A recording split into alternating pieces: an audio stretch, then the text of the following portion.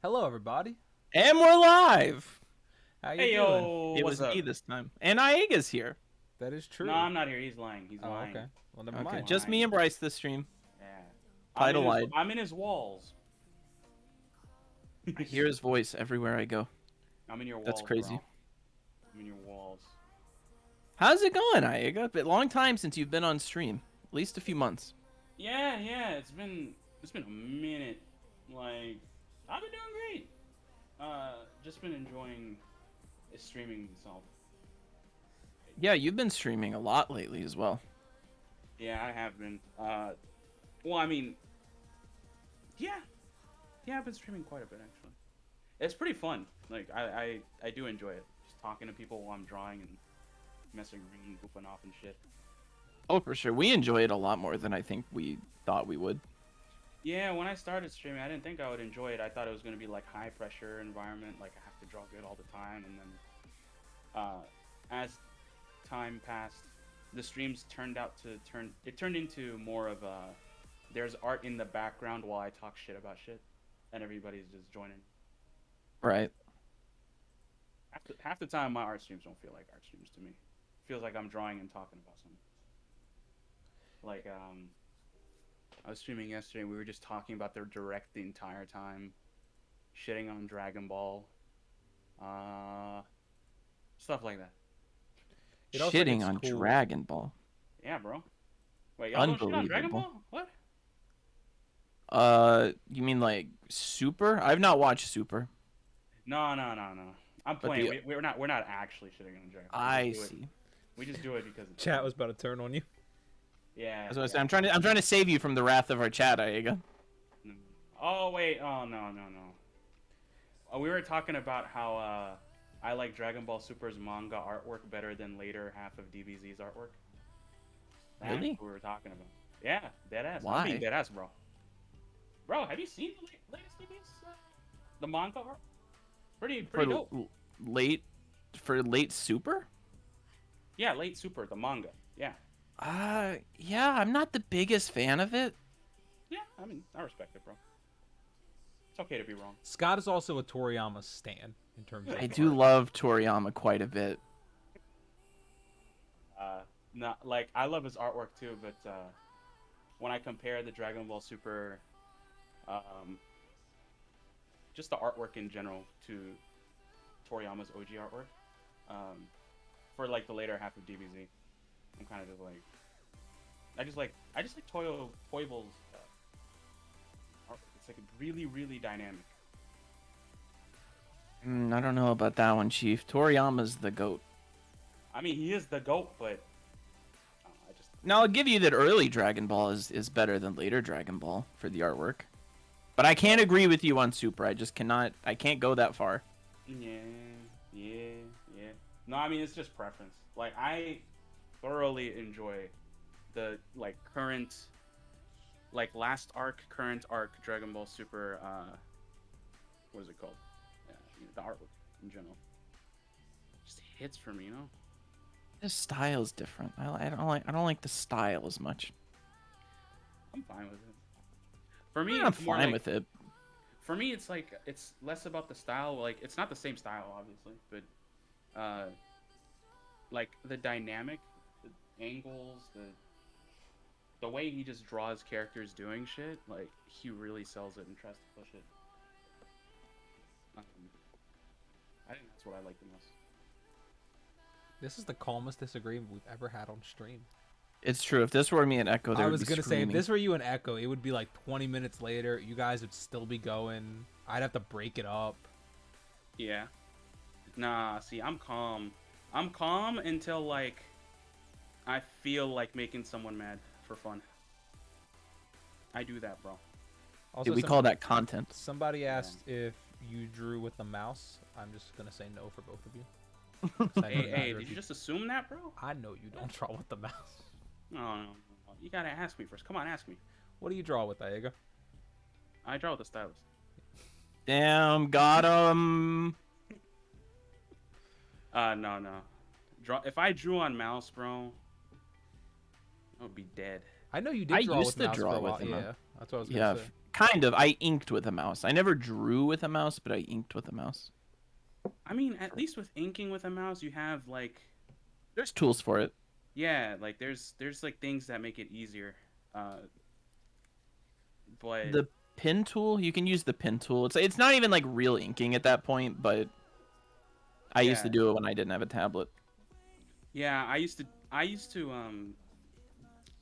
draw on my notebooks, like like sketchbooks IRL, and then I would take it to my computer. This is way back in the day when I had like my first laptop, and when was this, bro? 2013-ish or some shit. And I didn't even know that drawing tablets existed. So I would do the sketch on paper, and then I would take a photo of it with my shitty Nokia like phone, and then like I would use a mouse and Illustrator to do the lines. Let's see. I'll actually do that sometimes now, where if I have like a sketch that I do in my traditional sketchbook that I really like, I'll take a picture of it and just drop it in Photoshop and ink over it. Okay. Yeah. Because I don't have like a scanner, and I don't feel like buying one just to do that like once every 3 months. Yeah. But I also still draw traditionally every day, so it's not that weird, I guess. Okay. Yeah. I draw traditionally whenever I have like a desk available. Otherwise, I don't want to bother. Scott, you got some things to do. Do I? Oh, Yeah, somebody you, reclaimed stuff? You have to shout out 2 Twitter artists and tease a future Twitter post. All right.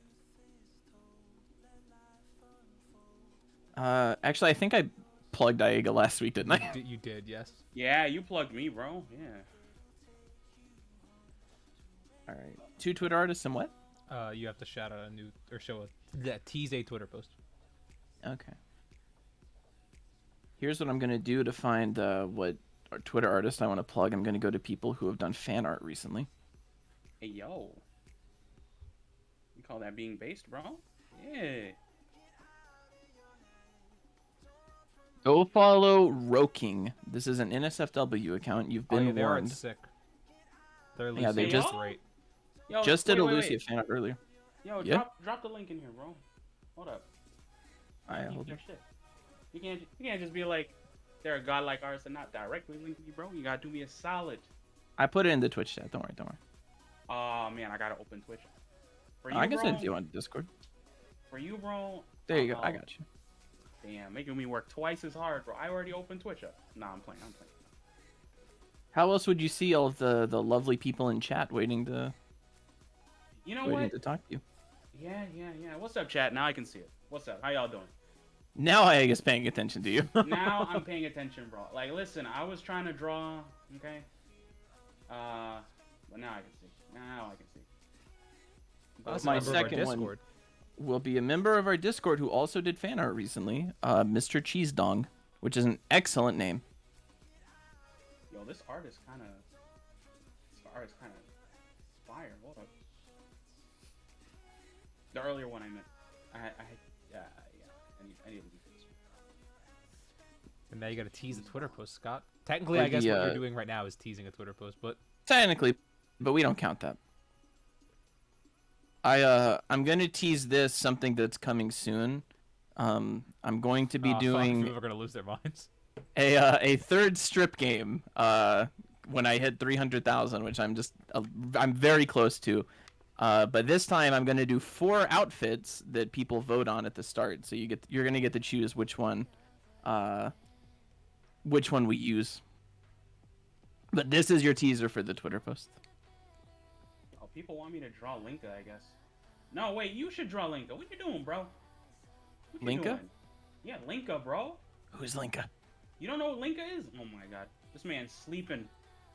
Is this this Nintendo thing that I've heard about? No. You didn't hear shit, homie. Hold up. Here, I sent it to you, bro. I sent it to you. That. You gotta draw her, bro. You gotta draw her. Oh, I see. Aeyga, You see? speaking of which, what'd you think of the direct? Oh, bro. I won. I'm the winner of the direct. That's it. It's a wrap. I'm happy. Yeah. I literally got all the announcements I wanted for. I got Mario Kart announcement. I got I got Mario Kart. That's what I really wanted. That's I it. got That's the all you Kirby. needed. I was gonna say that's it. Yeah. Like, listen, bro. My expectation for directs are like insanely low because I don't really. I care. went in literally expecting nothing. Like yeah, I agree. I went in expecting the bare bones minimum bullshit, like Fire Emblem. Like every Nintendo Direct has to like plug Fire Emblem or some shit. Maybe like, I don't know. Like I did not expect Mario Kart to get like 48 tracks over the next, like until 2023. I did not expect that. And then, on top of that, I got Klonoa. I know, bro. I popped so hard. I was so excited Bro. when I saw Klonoa. I couldn't believe it. I saw Klonoa got the facelift, bro. I saw that shit. I flipped out, bro. And then on top of that, as if the gods were like, nah, you need more. Here you go, my child. I got Xenoblade 3. That's it, bro.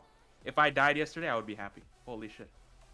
Yeah, I saw some people really liked the direct, some people didn't like it, but I think if you don't like that direct, your expectations are way too high at this point. I thought that was a really good direct, to be honest. Yeah, that was mean, like one of the more solid directs. Mario Like, Strikers, you got Klonoa, you got Switch Sports, whether that'll be good or not. I mean, it's still a big announcement. The new Mario Kart Sports is stuff. basically Wii Sports. So I mean, Yeah, but they cut out baseball and boxing, which does kind of suck. That is a Didn't they little say bit of a they're bummer. They're gonna add golf, right? Yeah, but Nintendo does kind of do this thing where they say they're gonna add stuff and then do one thing and then never do anything else for it. Oh my God, They've done that with the Switch a few times already. Yeah. So that's my only worry. Like, if I could trust them to add in stuff like more stuff from like Resort and the original, I would trust it. But I'll wait and see. But Xenoblade 3 is cool. I know it's already been announced, but this fucking Kirby game, I'm so excited for it. And the trailer yesterday just got me even more excited for it. Oh, also, yeah, that was another thing that I really wanted to see. And what I expected for the Kirby one was like, you know, just the typical Nintendo stuff when they don't plan to like release something yet. They just kind of tease it a bit and then that's it. You know, like they don't I was expecting something like the last trailer. I didn't expect anything crazy. But they showed gameplay. They showed that Kirby can literally Odyssey people. When he became that car, when he ate that goddamn car, I couldn't believe it. Bro, they said copy abilities? Fuck that. You just become the car. You're not copying Fucking shit. Kirby. Bro, Kirby, bro. Also the upgrading copy abilities thing I thought was pretty cool. That's a cool Yeah. little nifty gimmick. And like the building the town. I don't know. We waited so long for a 3D Kirby game, and it looks so good. Like, I'm so glad they didn't, like, bullshit it. I really hope it's as good as it looks. It looks very solid. I'm very happy about that. Yesterday was just my day, bro. Also, Like, there's cool stuff. Not that I really care too much about it, but, like, Chrono Cross is cool. Live Alive is actually really cool. Like, that finally coming over. It's a lot of cool stuff. I don't know. It was just a cool direct. There was a lot of good stuff. It was a very solid one. Yeah, It was- I don't know how people. Shohei didn't like Ohtani was on the direct. Ohtani was on the direct. Yeah, Otani who? the baseball pitcher, the guy they showed. Oh yeah, that one. Yeah. I'm not gonna lie, that was the ones I didn't give a shit about, but I know people liked the sports games. Scott I mean, just more likes Ohtani as a person. the I'm actual a big player. fan of Ohtani. Yeah, Big tall boy, throws ball good, hit ball good. I like him. yeah. Sounds like a very interesting description. Yeah, I don't know. I thought it was a good direct. If these Splatoon fans got stuff, I mean, I don't care about Splatoon. Oh yeah, but that's cool for the Splatoon 3. I fans. didn't. Yeah, I don't give a shit about Splatoon, but it's cool that they got. I think people just need to be more accepting of like when other series get time. You know what I mean? Like you might like certain things, but Nintendo has a lot of series and they all need time. You know what I mean? They all need their airtime.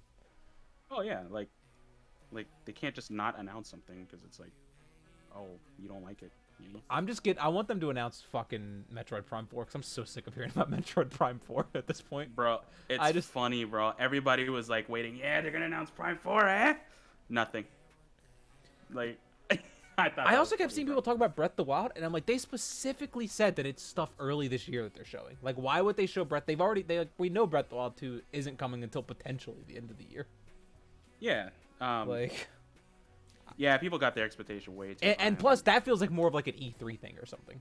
Like if they're finally See- going to announce the title and the date and stuff, it seems weird to do that for a random direct this early in the year.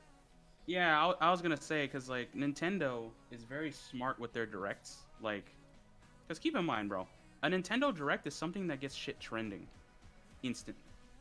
So it's like they're not gonna waste a direct just being like, oh yeah, by the way, that game you heard, yeah, we're still thinking about it or something. Nah, they're gonna drop it when you least expect it. They're gonna drop it like near the release date, so people are still talking about it when it comes out. And that's the biggest thing too, right? Yeah, like you said, like Nintendo typically doesn't talk about stuff until it's near the release date. The only reason they talked about Breath of the Wild 2 is just to let people know they were making it. And then they had to update it because it took like 3 years. You know, so Yeah. it's, I don't expect to hear about it again until it's months away. Like, I Yeah. think the next time we hear about it, it'll be close. Honestly, I don't expect to hear anything about Breath of the Wild until like it's right around the corner, you know? Just like Yeah. you said, basically. I saw people upset about the Mario Kart stuff. Like, man, I wish it was Mario Kart 9. But I don't know. Mario Kart 8's so good. 48 new tracks is basically like it's like making it the ultimate Mario Kart game. I don't know. Like really like It's another Mario Kart Ultimate, bro. Everybody. That, yeah, is it's like using Mario shit. Kart 9. You can't pretend it's going to be a whole fucking different game. Like the Mario Kart games, like despite some slight variations, Mario Kart 8 is just like the peak of the formula, at least for me. So it's like I don't Yeah. know, just add Well, more I mean- add more maps to the game. I understand what people were trying to say, but like the way I think about it is like Mario Kart 8 is like already still can be considered to be a new Mario Kart game with its visuals, with its all that stuff. The only thing that you would need for a new Mario Kart game is like a gimmick, you know?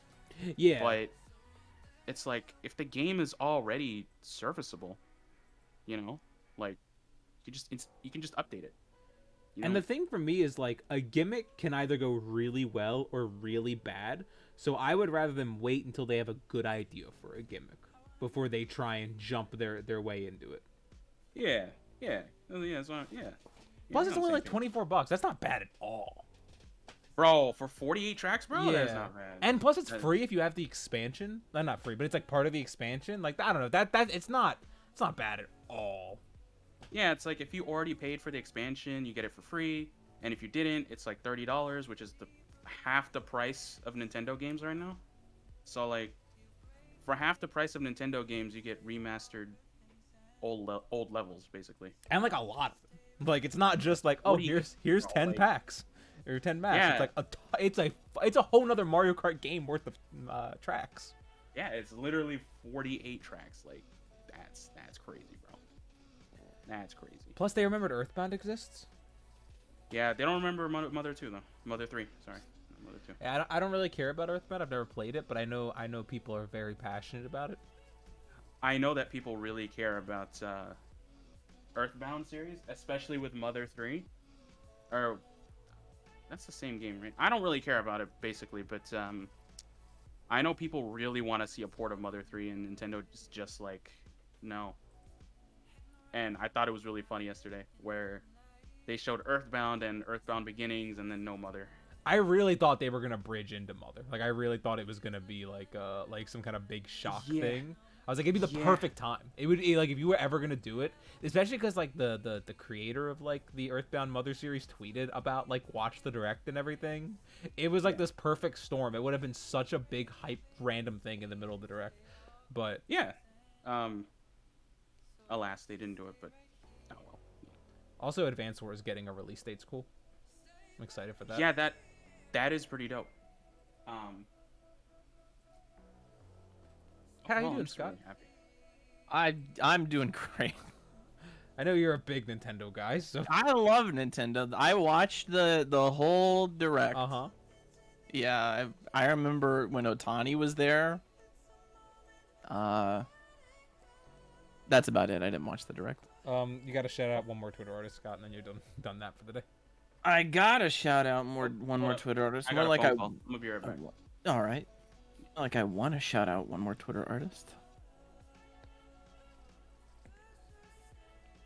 One of these days, I'm gonna accidentally shout out the same Twitter artist twice. That's true. If I do that, guys, call me out. You give him shit. Don't be afraid of me. Call me out. Low Level Monster did some really dope Lucia fan art a couple days ago. I'll pull that up here so you guys can see it. Oh yeah, this one was sick. Yeah, did this fan art a couple days ago. It was super cool. I'm gonna drop their name in the chat. Go. I like that reward. That's a wholesome reward. It's a fun reward. Plus, it's one that I don't think you'll run out. It'll force you to never run out of Twitter artists to talk about. That's true. We are trying to think of more rewards, specifically ones that I'll be doing. We want to make them good. So we want to think of stuff that Bryce doesn't want to do. So like Bryce likes to be punished. What is that? Don't come at me like this. I'm just, from what I've heard. Wow, you came at me last stream. Although I don't think that'd be a surprise to anybody. I think your preferences are well established at this point. Have you guys been watching any new anime for the season? I have not personally, but I think it's from last season at this point.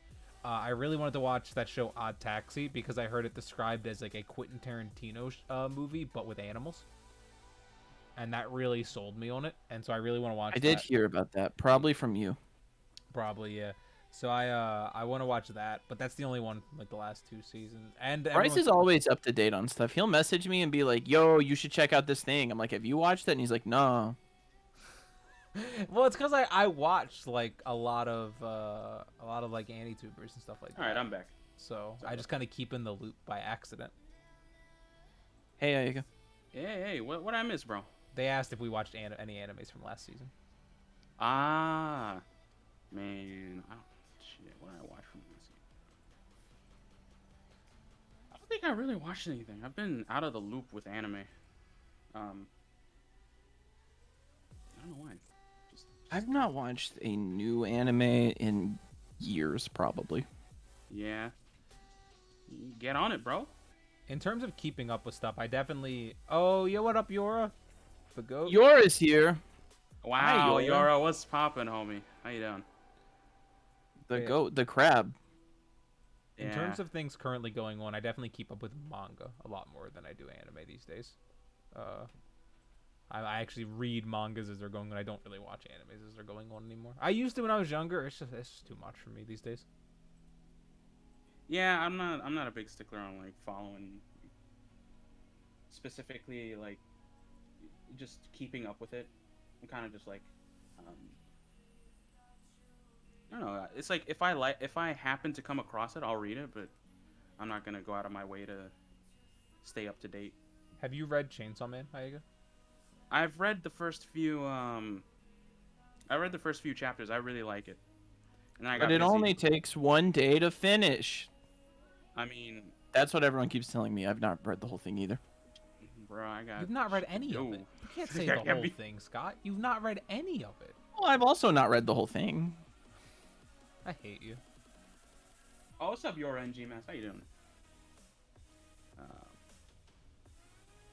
Yeah, But Chainsaw Man's really good. So is Spy Family, if no one else is reading Spy Family. Yeah, I heard that one was good.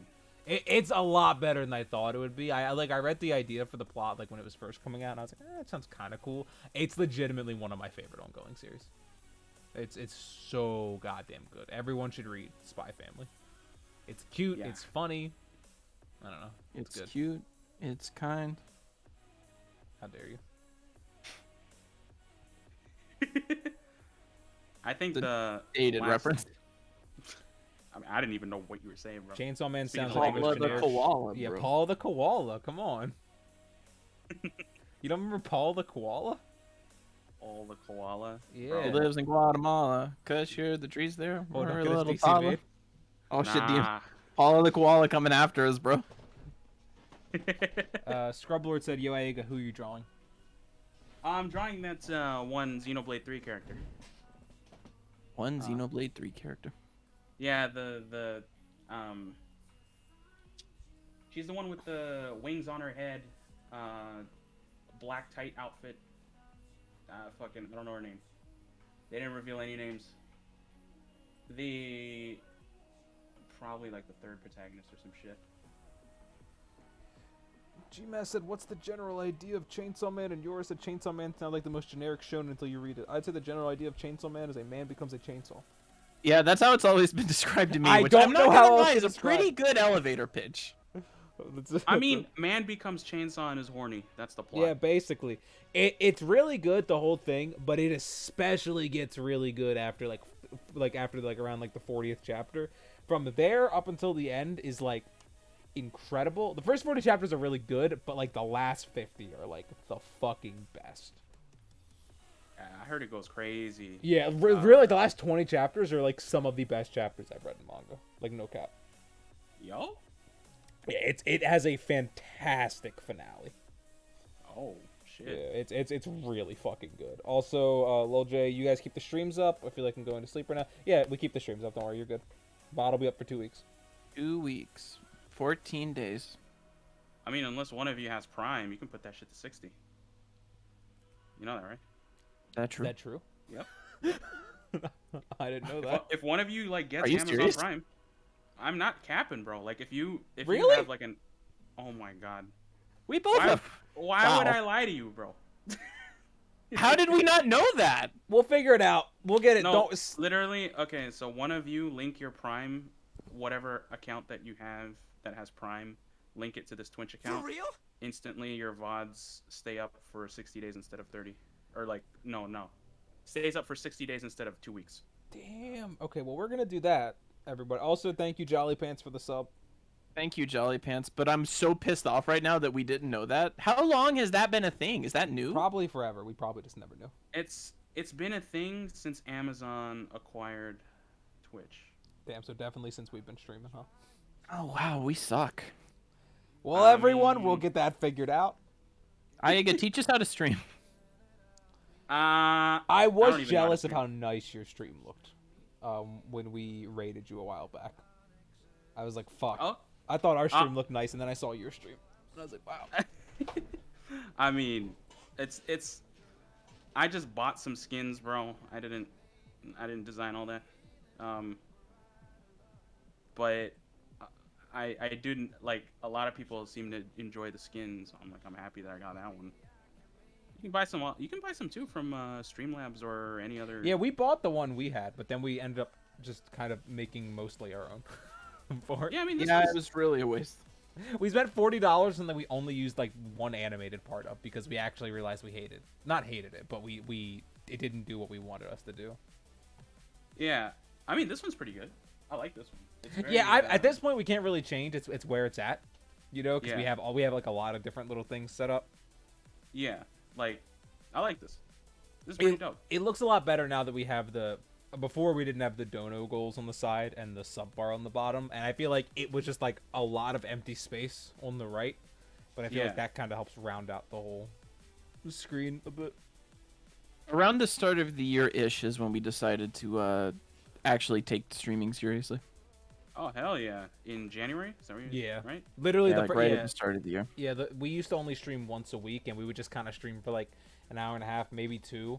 Yeah. Around the start of the year, we started streaming for 2 times a week, and we would just stream a little bit longer. Like sometimes we almost go 3 hours now. Oh hell yeah! So, and just in general, making it more like we're actually trying to be good at streaming.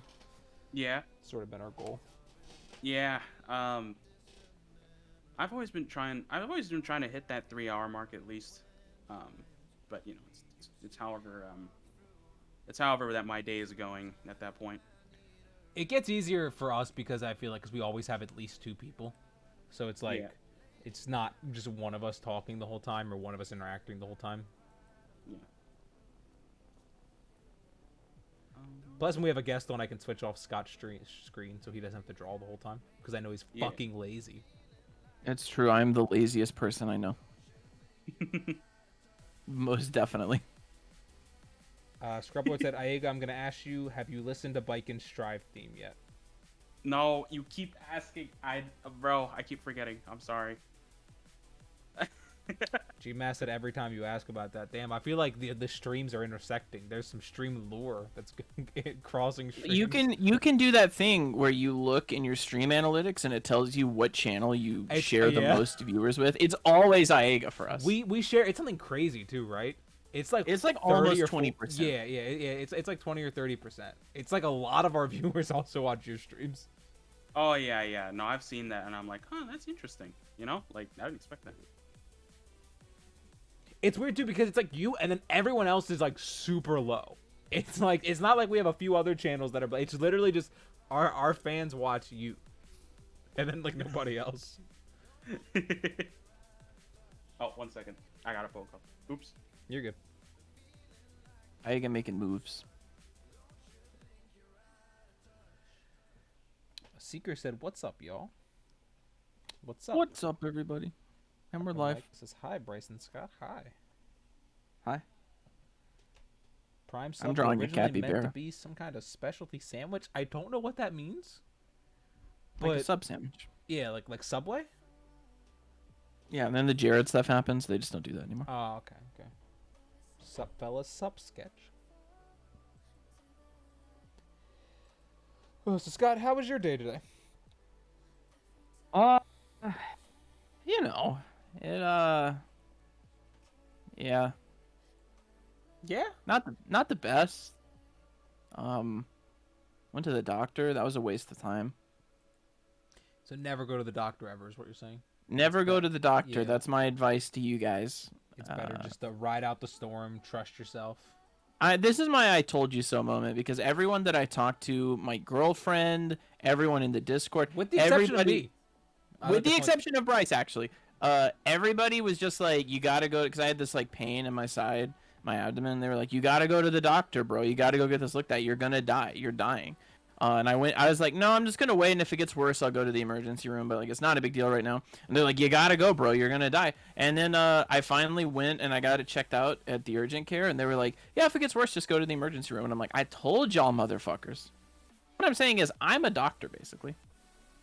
She said, "I'm dying. Should I go?" This is where you got to do what I call the hospital check. Are you close to death? Yes. Doctors. Go to hospital. There you go. So yes. If there's a chance you'll make it, try and avoid the hospital at all costs. That's my motto. Especially if you're American. Yeah. But also don't Alright, take any of our I'm back. advice. Our advice is not legally binding. We're not doctors. Yeah. Yeah, Aeyga, you shouldn't leave anymore. We just tried to give medical advice. That's probably not a good idea for. Whoa. Yo. You leave us What alone you for say? 2 seconds. This is what happens. Yeah, man. At one point, Bryce told people not to go to the doctor. Actually, that was you, first of all. It was kind of both of us, though. Yeah. Don't go to the doctor. Especially if you're American. Come to me, bro. Yours Yeah, go to away. Aeyga. Yeah. I'll sell you very old Tylenol for $5,000. There you go. Like I a feel normal like- doctor, then. I feel like you hit this age where, like, when you go to the doctor, unless you have something really, really wrong with you, like, typically they're just like, just go to the They're just like, hospital "Why did if you it come gets here, worse." bro? Like- Yeah, they're just like, Yeah, like, bro, I don't fucking know. Just go to the hospital if it gets worse. They say that it's not like when you're a kid, you're like, oh, bro, this thing happened. And they go to the doctor and they're like, oh yeah. Nowadays, they're like, get the fuck out. Why are you here? Go sit in the emergency room for like 10 hours, you asshole. Yeah, they make going to the doctor feel like shit. They And they I'm just really like, don't, like, they just don't, and they I- don't ever help. That's the thing.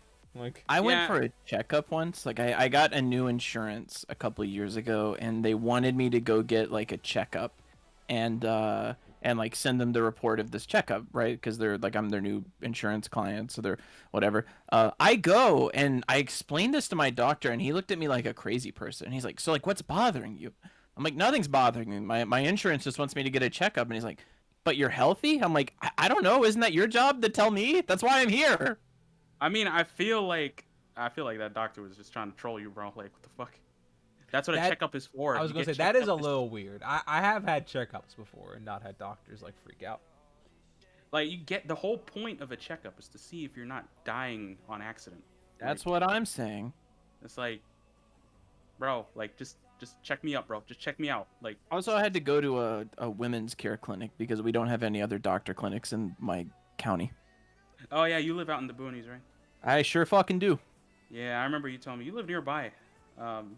It's like we should hang out IRL sometimes, bro. For real. We should. I think it's. Damn, making moves. I think you to me is like. I don't Maybe remember like an exactly. hour. It's a little bit more than an hour. It's like an hour and a half or 2 hours or something. Because I live in the very south of the state. Oh yeah, If you guys didn't know, Aeyga and I live in the same state. yeah.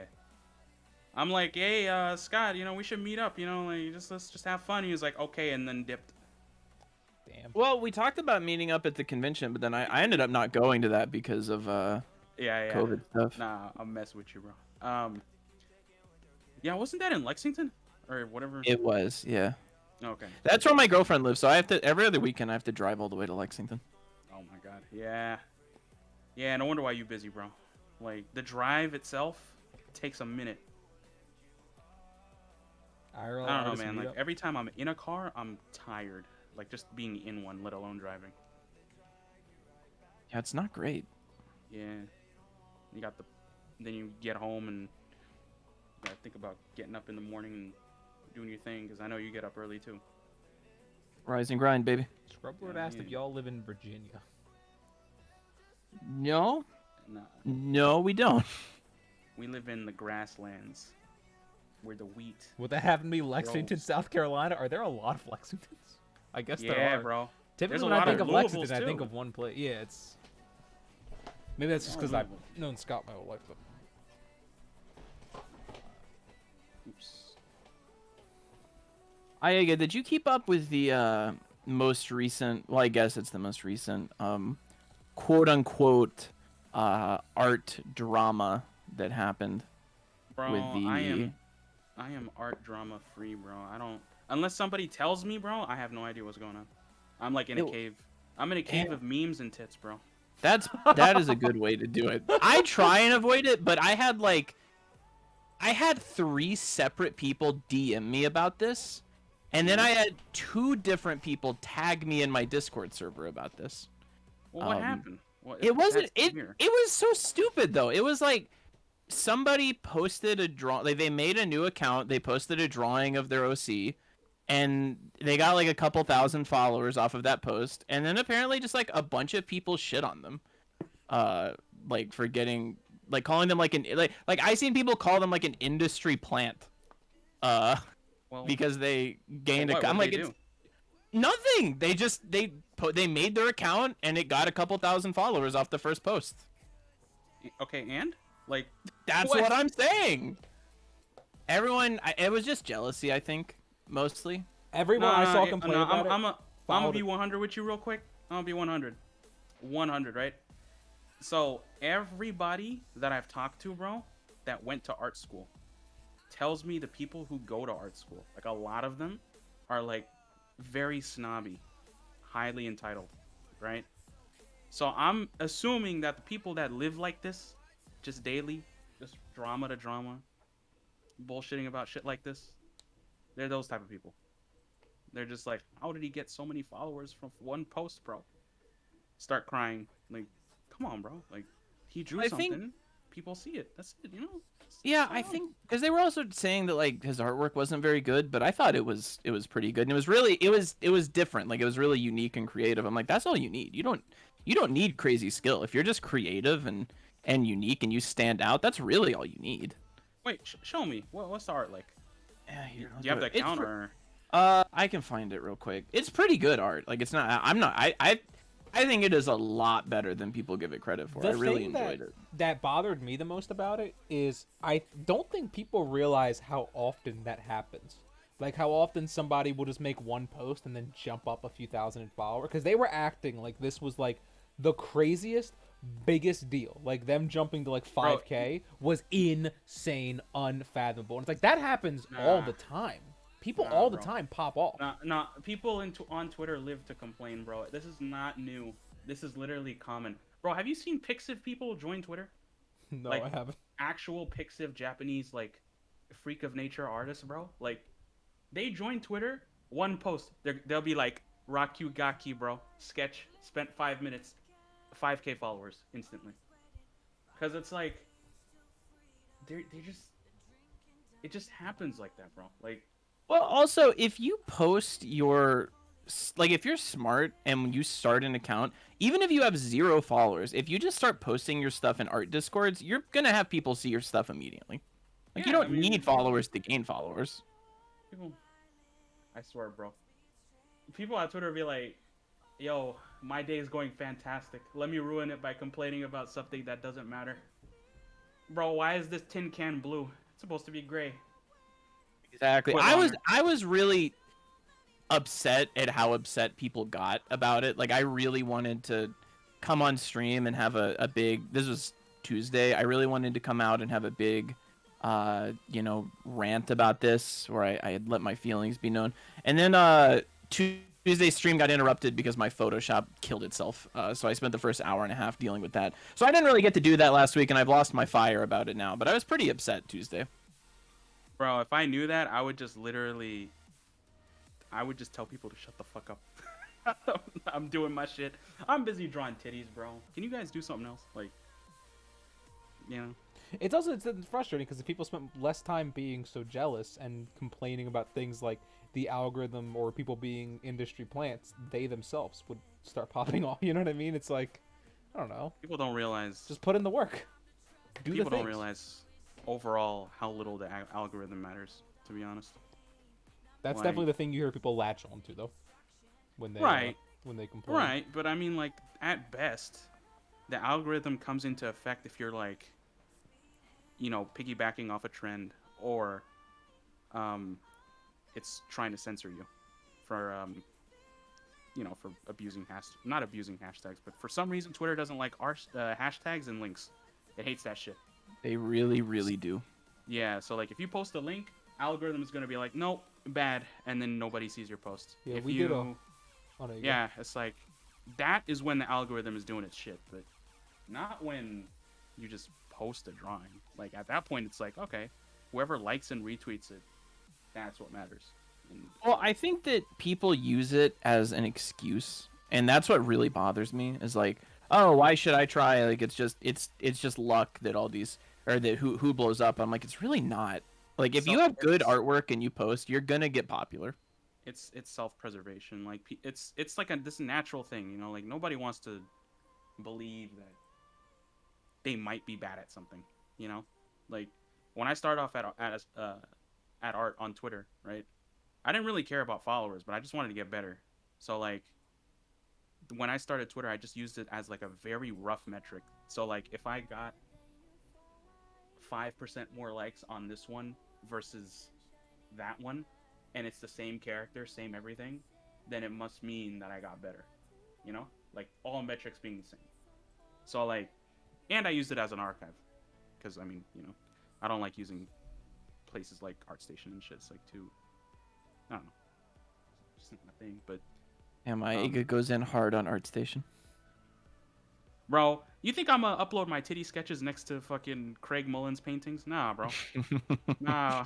Mismute that shit. I get anxiety, bro. Posting there. But no, I just feel like, you know, all that complaining, time better spent just doing literally anything else. Watch anime. What I always tell people, I have a lot of people ask me like how I got my followers, how they can get followers and stuff. Basically, what it boils down to, 90% of it is just improve your skills. If you improve your skills, 90% of it's going to take care of itself. Improve your skills or be really, really, really funny. That's also true. Memes, great. I'm not good at memes. I had one meme post and it was a text my mom sent me. Yeah, I saw it. That shit was funny, bro. That shit was funny as fuck. I feel I sorry wish for you, I bro. could be that funny intentionally, but Bro, what'd she say, bro? Did you meet her IRL after that, or like? At any point? yeah, she never really, she didn't bring it up in person after that, but it was quite funny when she texted that to me.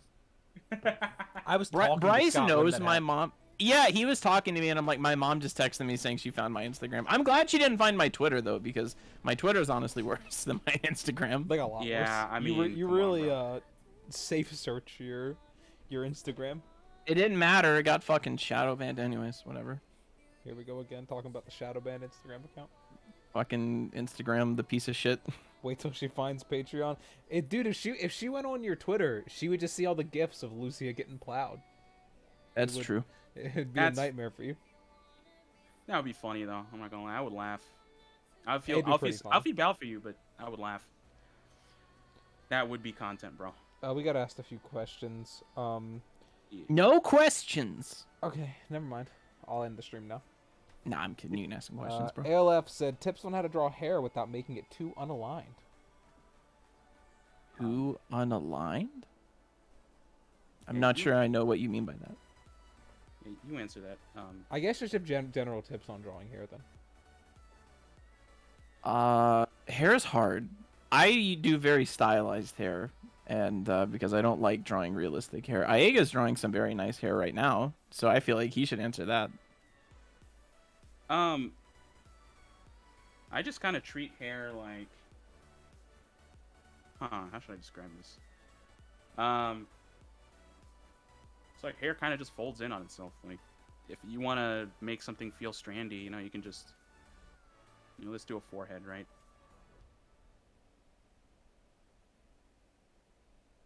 Clown face. I don't fucking know.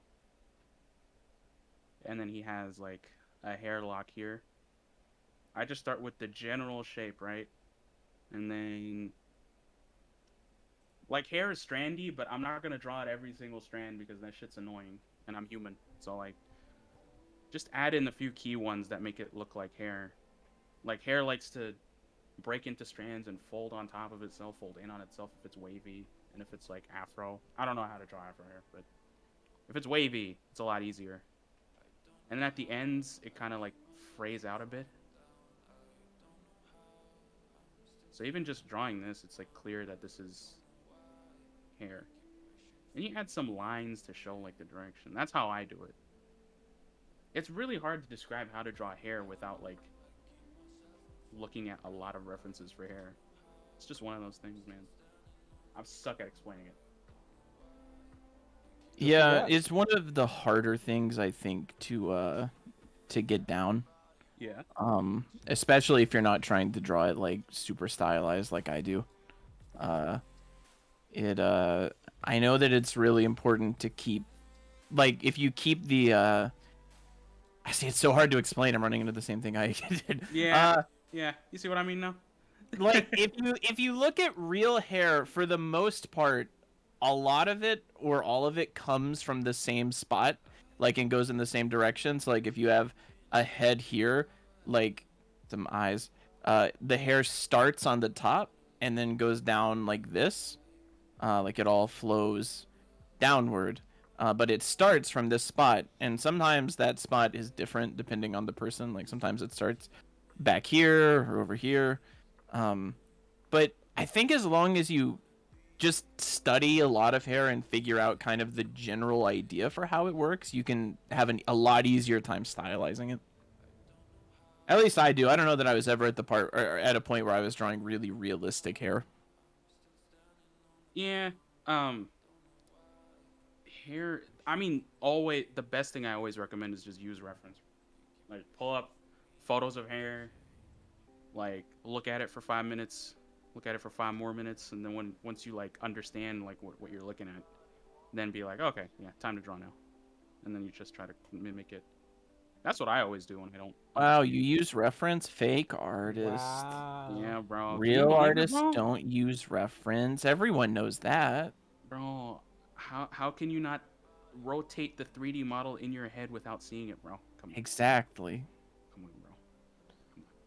You can't rotate it in your head, bro. Cringe. Um, Fake, bro. Fury is Industry. What was that thing? industry What would they plant. say? Industry plant, bro. Yeah. Fake, bro. Can't Furious believe Method said, "I'm new here and I already like you guys." Thank you. it. Thank you. I'll take that compliment for today. Sunny Go Drawing says, "Any tips on how not to compare your art skills to other artists?" It's not a competition. That's the best one I can muster.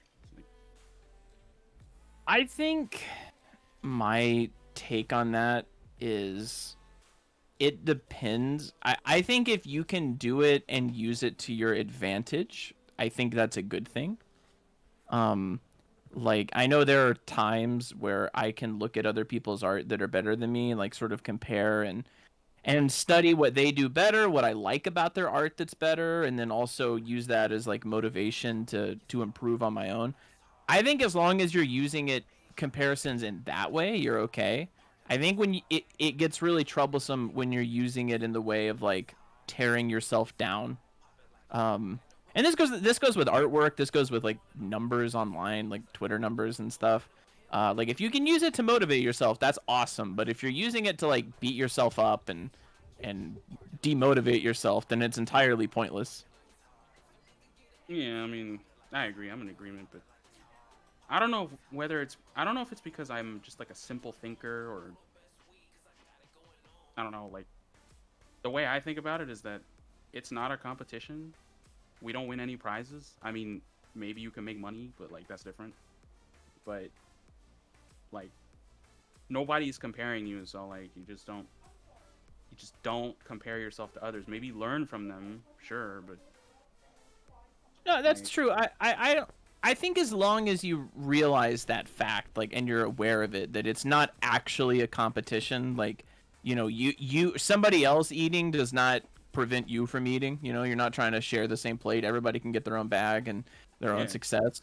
I think that it can be helpful for improvement and stuff. But no, like as long as you're aware that, like if you're in there actually like really pissed off, like oh man, I hate this guy because he's better than me, and I can't succeed because that person succeeds. Like that's crazy. That it doesn't work that way. We're all in the same community. We're all trying to help each other in some way.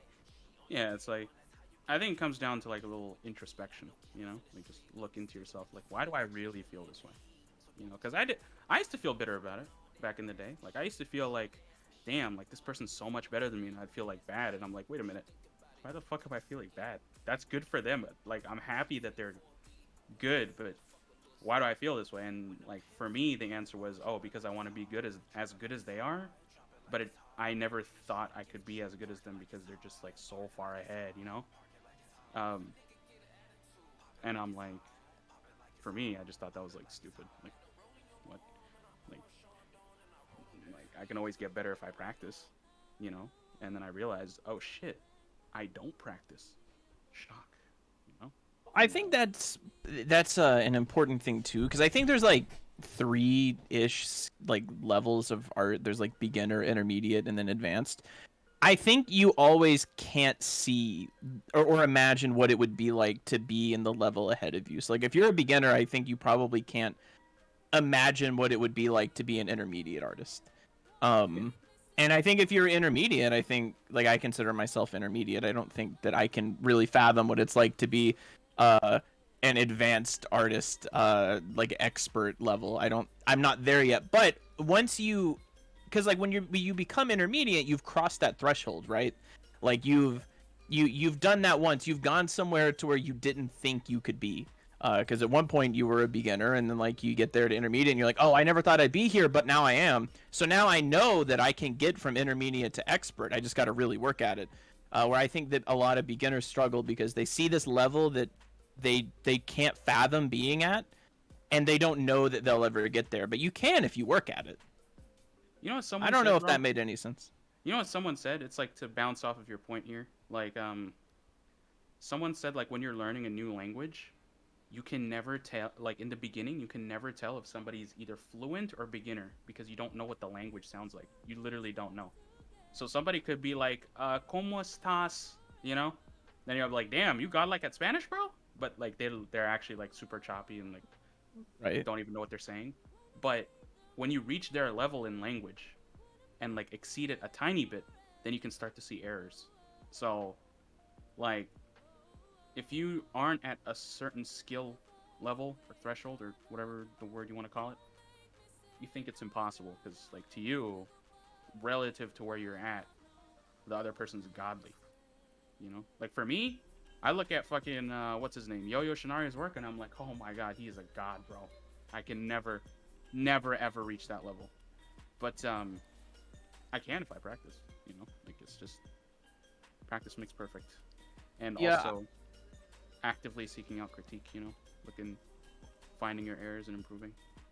I think that there's switch back to my screen for a second, Bryce. Oh, okay.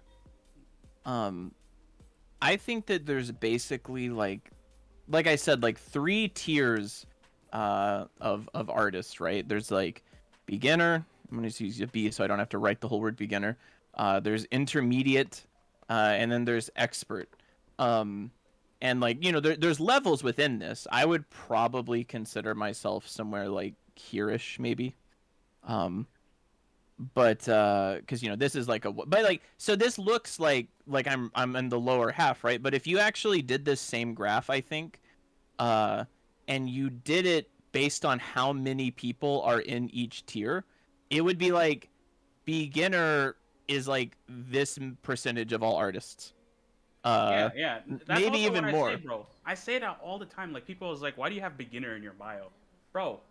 How many artists are god tier, bro? Like, there are a ton of artists in the world.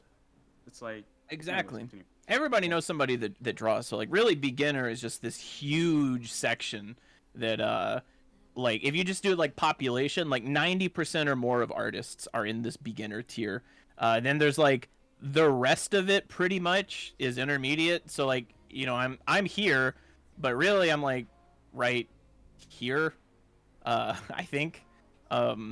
And it's just because there's so many people that draw. Now this tier up here is just the very, very expert artists, the very top tier of people. Now actually, I do think that there's this like the scale gets broken the tiniest bit right here, and this is where like this is where Kim Jung-gi is, and Yo Yashinari, and these are the S tier artists that are just so far above everybody else. This is Akira Toriyama. This is the really great people. It goes up.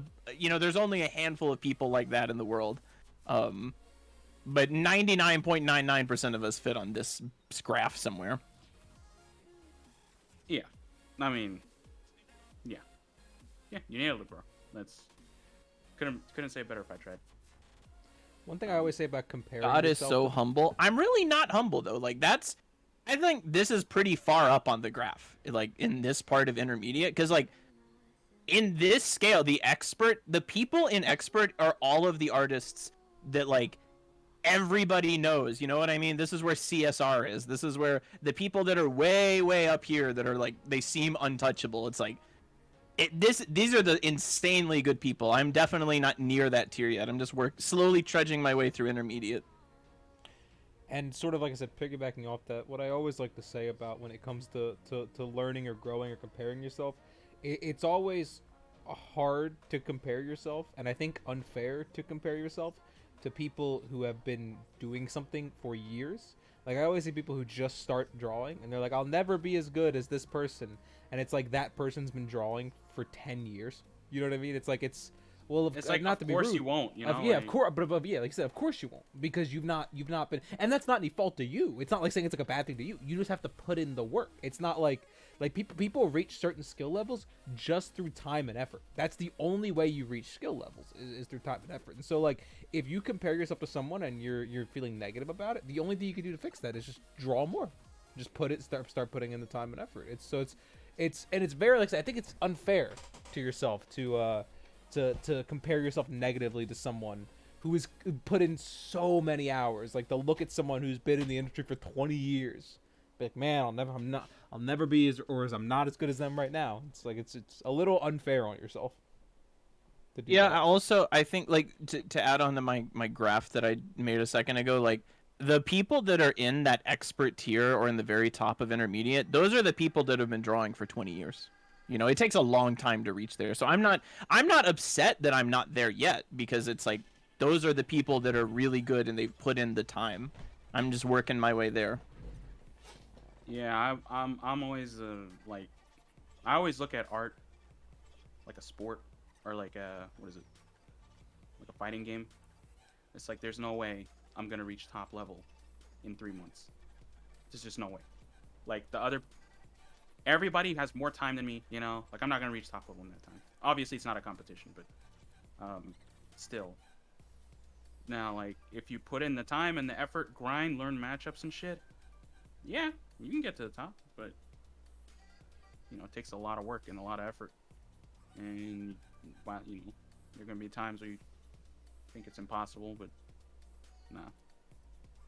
Just look at your work from the past like year or so, and then you'll see if you were practicing. You know, like, so for example, sometimes I feel like really shitty about my work, and then immediately what I'll do, without hesitating, I'll just like go to my like archive, pull up work from like 2017, and like literally just be on the verge of puking, bro. It's absolutely terrible compared to what I can do now.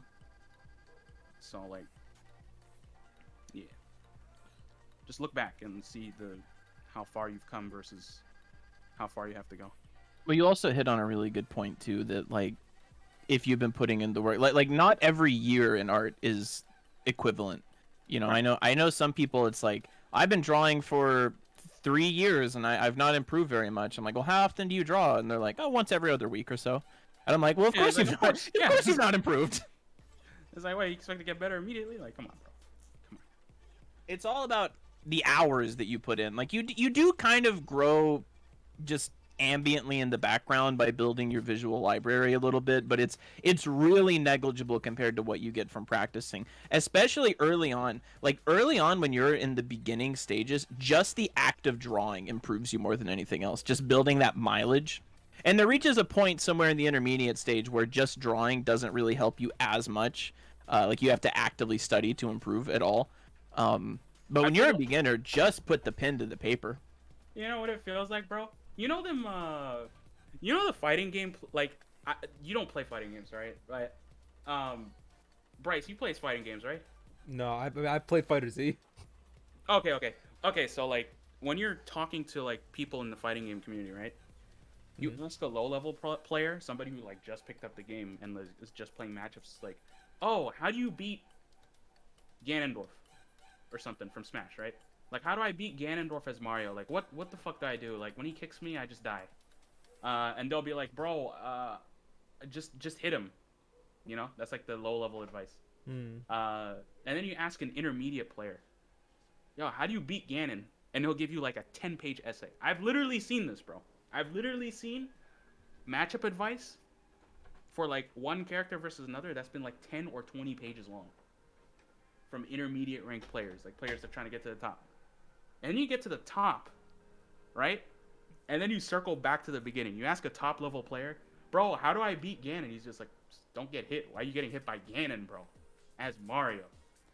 So, like, I don't know if this is accurate, but like, they've reached this point where like it's instinctual. So like grinding a matchup doesn't really benefit them. It's more like the concept behind it, right?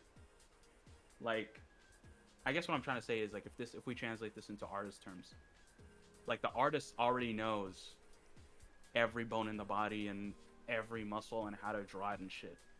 But then they might struggle with something, right? I just say that as an example. Artists don't really know, but like every single thing. But Some of them do. some of them do, yeah. Like the people who draw medical diagrams, probably. But like, if you like take them and ask them to draw something they've never seen before, like they don't understand it, they'll start struggling or start sweating. It's like, oh shit, how do I do this? But then the moment you explain like the concept, they'll be like, oh shit, that's actually not that hard, you know? I don't know if I explained that well enough, but You did. It's a phenomenon actually that I've seen in other things besides art as well. Like two examples that come to mind is when like because it's the idea that when somebody's so great at something, they're actually not a very good teacher because it's so easy for them. Or they're just so in tune with it. Like one of the greatest baseball players of all time, Ted Williams, was a hitting coach for a while. He was trying to teach some players how to hit, and he would like there would be a new young player that would come in, and he'd do kind of poorly, and he'd ask Ted like, "Oh, how do I improve?" And Ted would just like go out there and he'd hit the shit out of the ball. He's like a 60-year-old man. He would do awesome, and he's like, "Just do that. Just do what I did." And he's like, "Ted, I can't do that. You're one of the greatest hitters of all time. I can't do that." And I've heard a lot of stories like that in various things of just people that are really great at something just not being able to explain it simply, or like not understanding when people don't get it because it's almost second nature for them at that point. yeah, yeah. Essentially, that's what I'm trying to get at. It's like I don't know how this discussion came up. I already forgot, but basically what I'm saying is the top level artists have like ingrained how to draw into their like into the fiber of their being. That's how long they've been practicing. So like it's like the fighting I brought up the fighting game equivalent for that. Right. So yeah, just grind it out. Literally grind it out. And understand what you're grinding, right? Like with purpose. We got a question that sort of goes off what you guys were talking about a little bit, which it's got asked a little bit ago. So I don't know if the person's still here, but they said, Sir Crow said tips for what to work on first for skills. I used to draw quite a bit, but sucked, but recently got back into it, yada. So I guess that kind of goes off what you guys said earlier, and what I would agree with. I think it goes for any creative thing, or really any skill, is just do it a lot.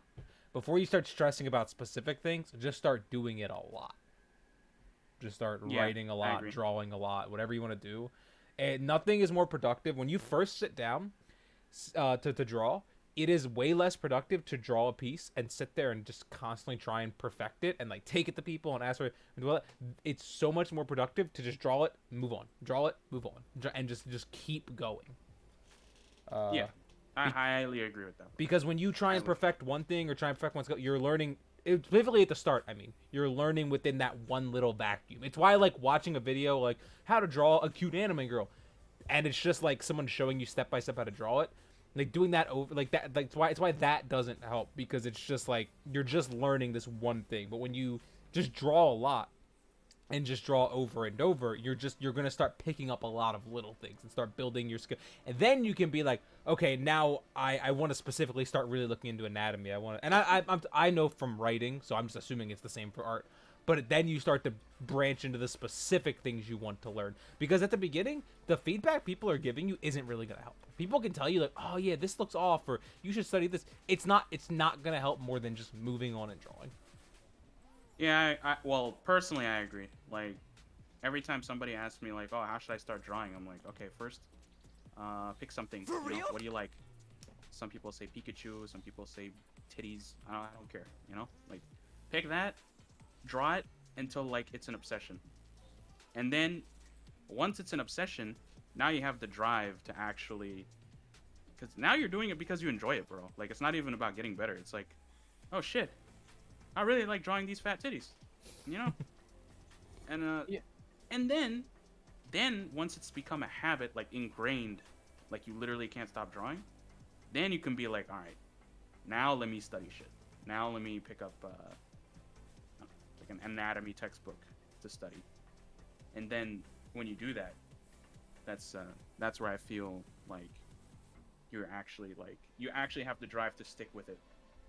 And that's the problem. Like, people want to get better, but at the same time, like, drawing is not really a habit at that point. They're still starting out. Like, I don't know how to explain. It's like you need to make it something. You have to enjoy it. Yeah, basically. You want to be able to do it every day, like playing video games or some shit. It's what I always try and stress to people, because I specifically lately, for some reason, it's been more lately. I don't know, maybe I got better and people noticed. But I've been getting a lot of questions that are like, well, I'm just starting out. What should I study? What should I learn? And I'm like, you're literally just starting out, and they'll show me their drawings, and their drawings will be like it'll be like, this is the first thing I've ever drawn. Like it won't even be a complete drawing, you know what I mean? It'll just be like a torso or something. Yeah. And I'm like, there's nothing that I can tell you right now that will make sense to you. You know what I mean? Like there's this Yeah. old I don't remember who came up with this, but there's like an old quote that the more you learn that you don't know. So like imagine an island in the middle of the ocean, and every time you learn something, this island grows. But every time it grows, it more ocean is touching it, and the ocean is everything you don't know. Every time you learn something, you just realize there's more to learn after that. And I think that like early on, I can't tell you things if you're just starting like that week learning how to draw. There's nothing I can tell you that'll make sense, that'll be helpful. You know, you just have to draw, and like Aeyga says, you have to do it until you like it, because nobody likes just studying, okay? Like at the beginning, like if you're trying to pick up and learn something, you don't want to just sit there for 8 hours in a day and just grind it. You want to be able to enjoy it, and then so like you say like, okay, I want to learn how to draw or like I want to draw this anime character, and then you draw it and you think, okay, that looks pretty good, and you draw another one, you're like, okay, this one doesn't look good. How do I make it look good? What looks bad about this? Oh, the face is off. Okay, how do you draw faces? And then you naturally figure out what you want to learn. You can expand yourself. This is the problem I think that a lot of people run into in art school, is that they all tend to be taking the same path because there's somebody teaching a lot of people. You know what I mean? It's like they're all trying to learn how to draw. Like, okay, today we're gonna learn how to draw this. And it's like I just think it's better to try and learn how to draw the thing you want to draw at that moment. If you want to learn how to draw a Pikachu and you don't know how, like figure out how to draw a Pikachu. You know? Yeah, like just pull up an image and it's like, oh, so that's where the eye goes. Oh, so that's the hand size. Oh, you know, shit like that. That's what. Yeah, because then you're naturally you want to learn. Just it happens organically. If you're not at the point where you just organically have stuff you want to learn, I don't think you're at the point where you should be trying to like hardcore grind and learn. If you don't already have in your mind like, okay, what do I want to get better at? Like I don't know that you're ready to sit down and grind all day like studies. You know what I mean? But when you have that passion, when you're ready to say like, okay, I'm ready to learn X. I'm ready to learn this thing. So you go in, then you're ready to say like, all right, let's actually learn how to do this. Now let's study and get better at this thing, because you really want it. Yeah, and I think that just when I'm in agreement fully. When you're starting out, especially just drawing a lot, will make it easier to build that routine, because like Scott said, nobody likes studying, especially not early on, because the problem is early on you're not really good enough to like where you eventually at this point where studying gets, I'm not gonna say easier, but you know the process of studying something better, and it almost gets a little bit funner because you go and do it a bit more confident. When you're first starting and trying like the study stuff early on, it's a lot more frustrating than anything else, because it exposes a lot of your flaws early on. And so it's why I always say, especially when you're first starting out, just draw and just have fun, because the most important thing other than drawing a lot to get down is trying your best to draw every day, and if not possible, just draw as much as you can. And the easiest way you do that is just by like setting a manageable goal, even if it's just like I draw one face a day, I write 100 words a day, and just trying to hit it as much as possible, even on your worst days. And that's so much easier to do when you're just doing stuff. Like when I was younger, I also see a lot of people that are always like, when I'm starting, like, what should I draw? And like for me, my answer, and like for like what should I write, my answer is always just like whatever you like. Like when I was younger, I loved Stephen King. Like he's the person that made me want to be a writer, so all I did was write things that were like things Stephen King wrote. You know what I mean? It's all because that's what I liked, that's what I wanted to, so it's like just do that. And that again, that helps with the just drawing a lot and just doing it a lot, is specifically just doing things you like with it. You know, that's the whole point. Literally, it's like if you can't find something you like drawing all the time, then it's like, how are you going to survive the gauntlet of anatomy grinding that you'll probably need to do when you don't know how to draw something? How are you going to survive drawing stuff you don't like? I mean, it's going to happen. At some point, you're going to have to work on something that you don't want to work on, be it for money, be it for studying, be it for something. You're going to eventually have to learn to work on things you necessarily don't find interesting or don't want to work on just because it's the nature of, for one, getting better and two, getting work and stuff like that. I mean, just kind of how it goes. Yeah. So and that's a lot easier to do as, that's a bit of a quote unquote like creative maturity thing. I think a lot of people go through eventually because it's maturity and also your personality, but it's a thing creatively that you sort of mature as your skills grow. I feel like is that being smarter about process and being able to work on certain things and stuff like that. So that's not definitely not something to think about early on, really. But it goes toe to toe with like why you should just draw a lot early on and not specifically worry about any specific thing. That's why I worry when I have people that are very early out or very early on in their art journey, and they're just like asking me like, what should I draw? I'm like, draw what you want. I don't know. What do you want to draw? Draw whatever. Yeah. You know, I can't tell you what to draw. Like, yeah, at some point you have to figure out how to draw what you want, because that's like if you don't have things that you want to draw, why are you learning how to draw in the first place, you know? Yeah, it's like this is not one of those things you do for the money, you know. This is something. Oh, definitely not. That's what I always tell people. If you're gonna draw or do anything creative, you are doing it because you want to. There is no reason to make yourself, because I've seen people that are genuinely miserable, like drawing or writing or whatever. There is no reason to do this and make yourself miserable, because you could spend this time like working on something else and get a way more lucrative career and whatever. If you don't fundamentally, what I always, and this is purely if you want to make a career out of it. If you're just doing it for fun, then you shouldn't run into this problem at all. But if you want to make a career out of it, there are way easier careers. There are probably, for the most part, careers that'll make you way more money. The reason you should be wanting to do something creative as a career is because it is what you do. Like for me, I hit this point where I was like, this is what I do. I'm either gonna be a writer and be successful at it, or I'm gonna work. Like I'm just gonna, you know what I mean? This is what I'm gonna do. I'm gonna not make a lot of money in my life and constantly try and be a writer, or I'm gonna find success in this career.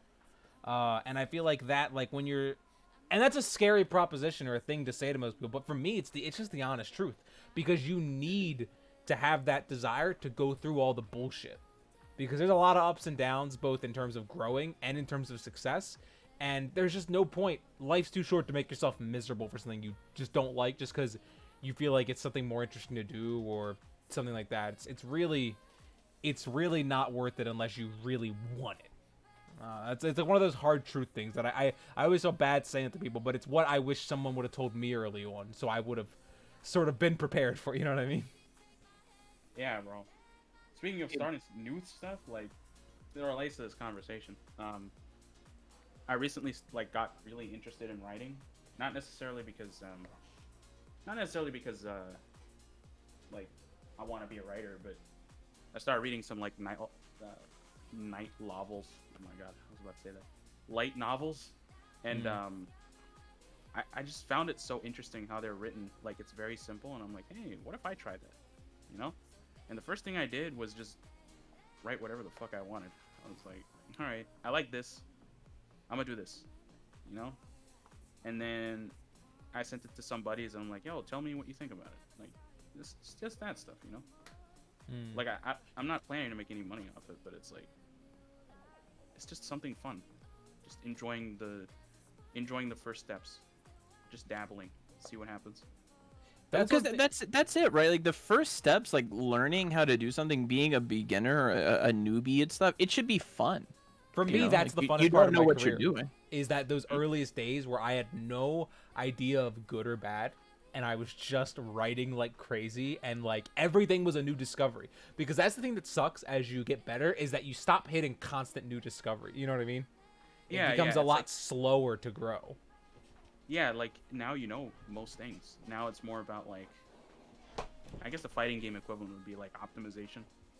At that point, Yeah, it's more like you're tuning up little things, whereas before it was like, oh, I was so bad at dialogue, now I'm so good at it. Or that sounds cocky, but you know what I mean. Or like I didn't understand scene composition, and now I do. Oh, it's like these big, huge things, like fundamental things that you're so much better at. Now it's like, oh man, I learned how to write my dialogue 2% better. That's how it feels. You know what I mean? It doesn't Yeah. feel like these big. There are things that people won't notice, and that really you can't like look back a year and like you can notice, but it's not like clear as day like it used to be. And you start to see it more over like a few years. You know, like that growth. Yeah, exactly, boss. That's yeah, I agree. I totally agree with that. It's cool That's, to get into writing though, even if it's just like for fun. yeah, like it's funny how I got into it because one of my buddies, like he's like an architect. He like design stuff, but is also like an artist. So like he like I make a lot of characters. Like I design like a lot of original characters on my free time because I just like doing that. Um, and I was talking to him, and he was.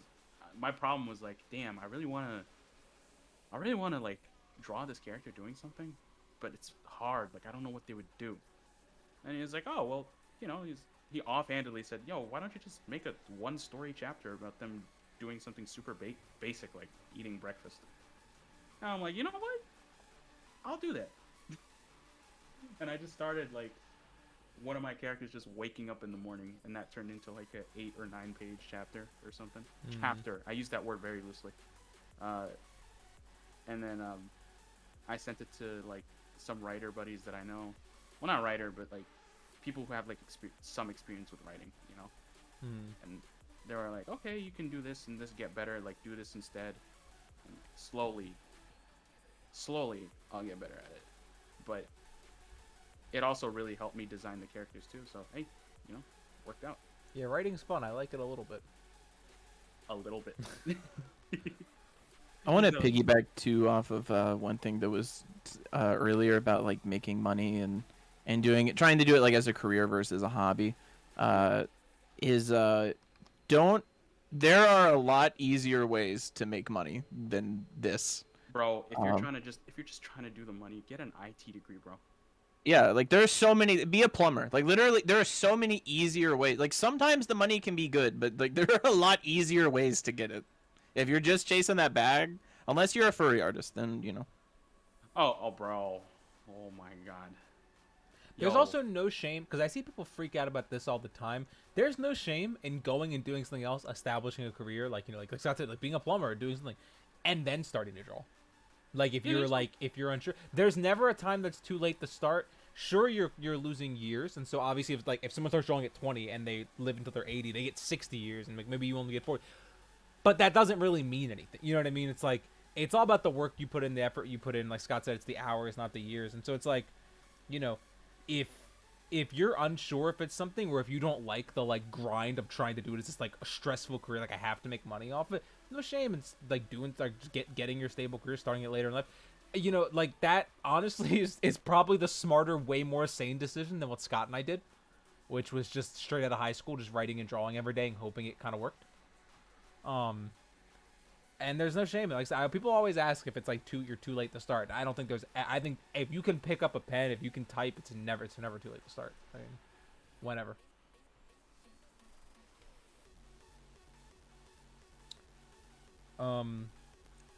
Someone asked earlier. I can't seem to get into the habit of studies for art because most of the time I feel like I'm just drawing from reference, but now I realize I should try and observe more and understand by that. Scott, don't you typically say a good way to break from that mold is to load up a reference, look at it a lot, and then close it and try and draw it?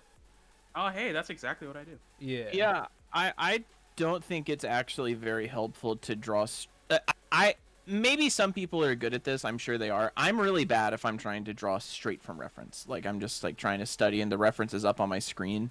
So what I'll do, like if I'm trying to, like I said, study, not for actual work, but so what I'll do is, and Aeyga, you said you do the same thing, I think, but Yeah. I pull it up and I'll like really study it and I'll try and look at all the little details and then I'll close it and I'll draw whatever it is that I'm trying to learn. And like if I'm trying to draw a pose or study anatomy, I'll pull up like a torso and I'll study this torso and then I'll close it and I'll draw it and I'll try and draw it the best that I can. And then afterwards, I'll load up the reference again and I'll compare and I'll say, what did I mess up? What did I do right? what do I need to do better, and then I would study the reference again and like compare the two images, and then I would close the reference and then draw it again, trying to take in what I've learned. I think that causes your brain to work a lot more, and it avoids that trap that he mentioned of just drawing what you're seeing and not really thinking about it. Yeah, I don't do it exactly like that, but I think I do a similar concept. What I basically do is I just don't like if I don't feel like it, if I don't feel like I want to do a study, like I don't draw. I just pull up a really cool image that I like, and I just study it with my eyes, like not just like looking at it, but like looking at it with purpose. You know, like where is this piece in relation to this piece?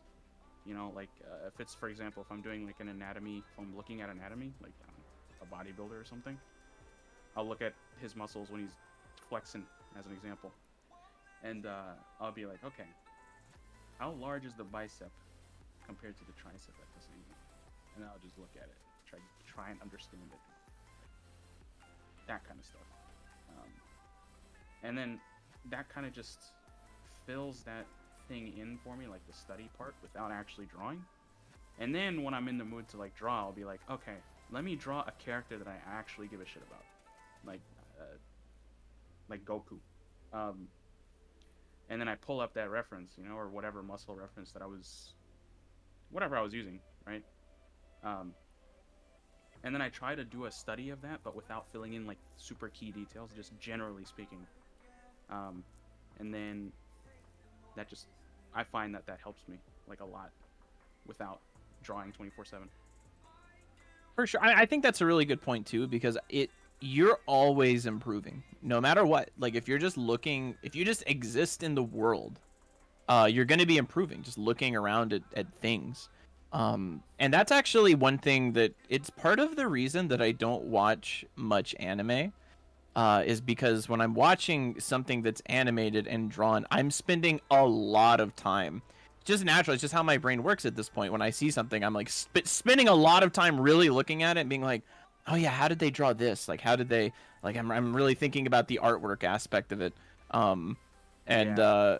it's something that, like Aeyga said, you can always be improving if you're doing that. And it's very handy.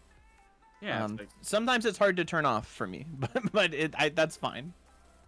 yeah. I mean, I kind of like I have the same thing, except I kind of just embraced it, and then like I just watch anime that has really fucking good art, and then what I do is I go frame by frame on the shit that I really love, like repeatedly, and I'm just like, oh shit, this is so good.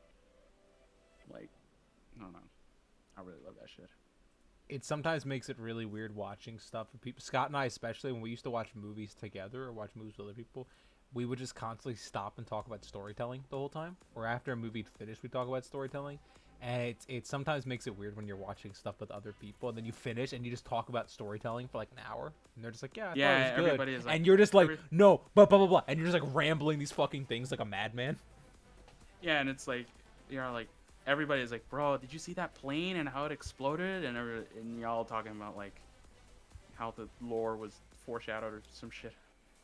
Yeah, Like, but I doing mean, some really cool basically shit. that's how Scott and I kind of always are. But that's a big thing. I think it's almost maybe not a skill, but it's definitely a thing I recommend is to when to intake a lot, like if you want to be an artist, intake a lot of art. If you want to be a writer, and take a lot of stories and stuff like that, and think about the things you like think about the things you like if you really like a movie or you like a scene or you like a character or you like dialogue. Think about why you like those things.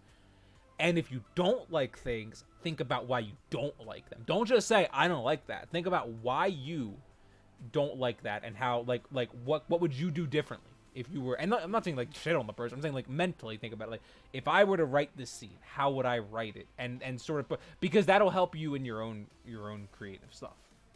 That's a big thing Yeah. I do, is I think about what I do and don't like about things that I'm watching, especially. But that's also why I'm very selective about like the movies and stuff I watch, not because of any reason, but more just because I think about things so much. Like it's it sometimes makes it more like, I'm not gonna say a chore, 'cause that makes it like a negative thing, but I'm actively thinking. I don't like turn my brain off and watch a movie. Like I like some people like act like TVs, like you turn your brain off and watch it. I can't really do that with me. There are definitely times I watch a movie or, with somebody else, and I'm like, oh man, I can't wait till I get to talk to Bryce about this movie and have him have him watch it. We can talk about the storytelling or whatever. For me, I don't know when I developed this habit. Like, if I am watching something and like so there are some times where I watch something for a specific intent, right? Kind of like how you said, like breaking it down and stuff, and understanding, why it's good, why it's bad. Sometimes I watch stuff like that, but if I'm not watching it with that intent, I can just turn my brain completely off. I can watch something that's garbage and find enjoyment out of it somehow. See, I can find I enjoyment. wish. I can find enjoyment out of certain things I don't like. Like sometimes I can be like, this movie is whatever, and I can still enjoy it. But like, I definitely am. I can't really turn that constantly thinking side of me off. Like Oh, okay. if I want that sort of dumb, like just I'll turn it on just for purely entertainment purposes. That's what I use like YouTube and stuff like that for, because that's the one thing where my brain isn't ticking with it. Like if I'm reading a manga or if I'm watching a movie or something, my brain is constantly ticking. Scott, you missed Yeah. part of her hair. Where? Right above the eye, left eye. Oh shit! Thank you. Scott thanked me on stream. Clip it. It happened. It happened. Scott said something positive to me. I'll take that L. That L. But yeah, Drawing Goku I've right long now. since learned, especially like when I watch movies with people, unless I'm with certain people, like with my fiance or hanging out with other people, like people like Scott or something. I don't really Yeah. talk about what I think about a movie in depthly, because I always get that you're just too critical, and I'm like, well, no, I'm not. Like, I'm not shitting on the movie. I know it sounds like I'm shitting on the movie, but like I can like a movie and talk about all. I can think a movie's like a 3 out of 5 star and spend 40 minutes talking about every single thing I hated about it. Because that's just what stuck out to me. That's what got me thinking during the movie. It's a weird thing. It makes it yeah. weird watching stuff with people sometimes. Yeah, it's kind of like I know what you mean. I know exactly what you mean. Oh shit! I forgot the suspenders on the thigh highs. No. Wowzers. Oh no. Hey, you drove fast, bro. Hell yeah, look at that. I could be faster. Damn. Oh, look at that humble flex, bro. You could be. I'm a faster, lot you said? faster when I'm not on stream. That is true. Oh my God, Scott is using 5% of his power. Confirmed. Well, I see. The problem is that I'm an idiot, so like having to talk at the same time as drawing is actually difficult for me. Bro, he's just like me for real, bro. Oh my God. No, like for real, it's really hard to. For me, it's hard to like talk and draw fast and efficient at the same time. I draw so fast when I'm not paying attention. Well, when I'm not listening to other shit. Yo, whipping out this little Goku. Yeah. Look at him go. Cool. Oh, fucking leave. Chibi Goku. I don't know why I did this, but I'm done with the other girl, so. Sometimes I'll do that where I have like I'm in the middle of a drawing and then I get like tired, and so I just draw like a little doodle off to the side. Like I'll hide everything on the canvas and then just draw this like shitty little sketch. And Bro, that's how I started having these massive canvases. Like, I'll finish something, so like I'll draw in the voice chat with the homies, right? And then I'll finish the drawing, and I'm like, well, fuck, I don't want to leave yet, and I don't want to just sit here and do nothing.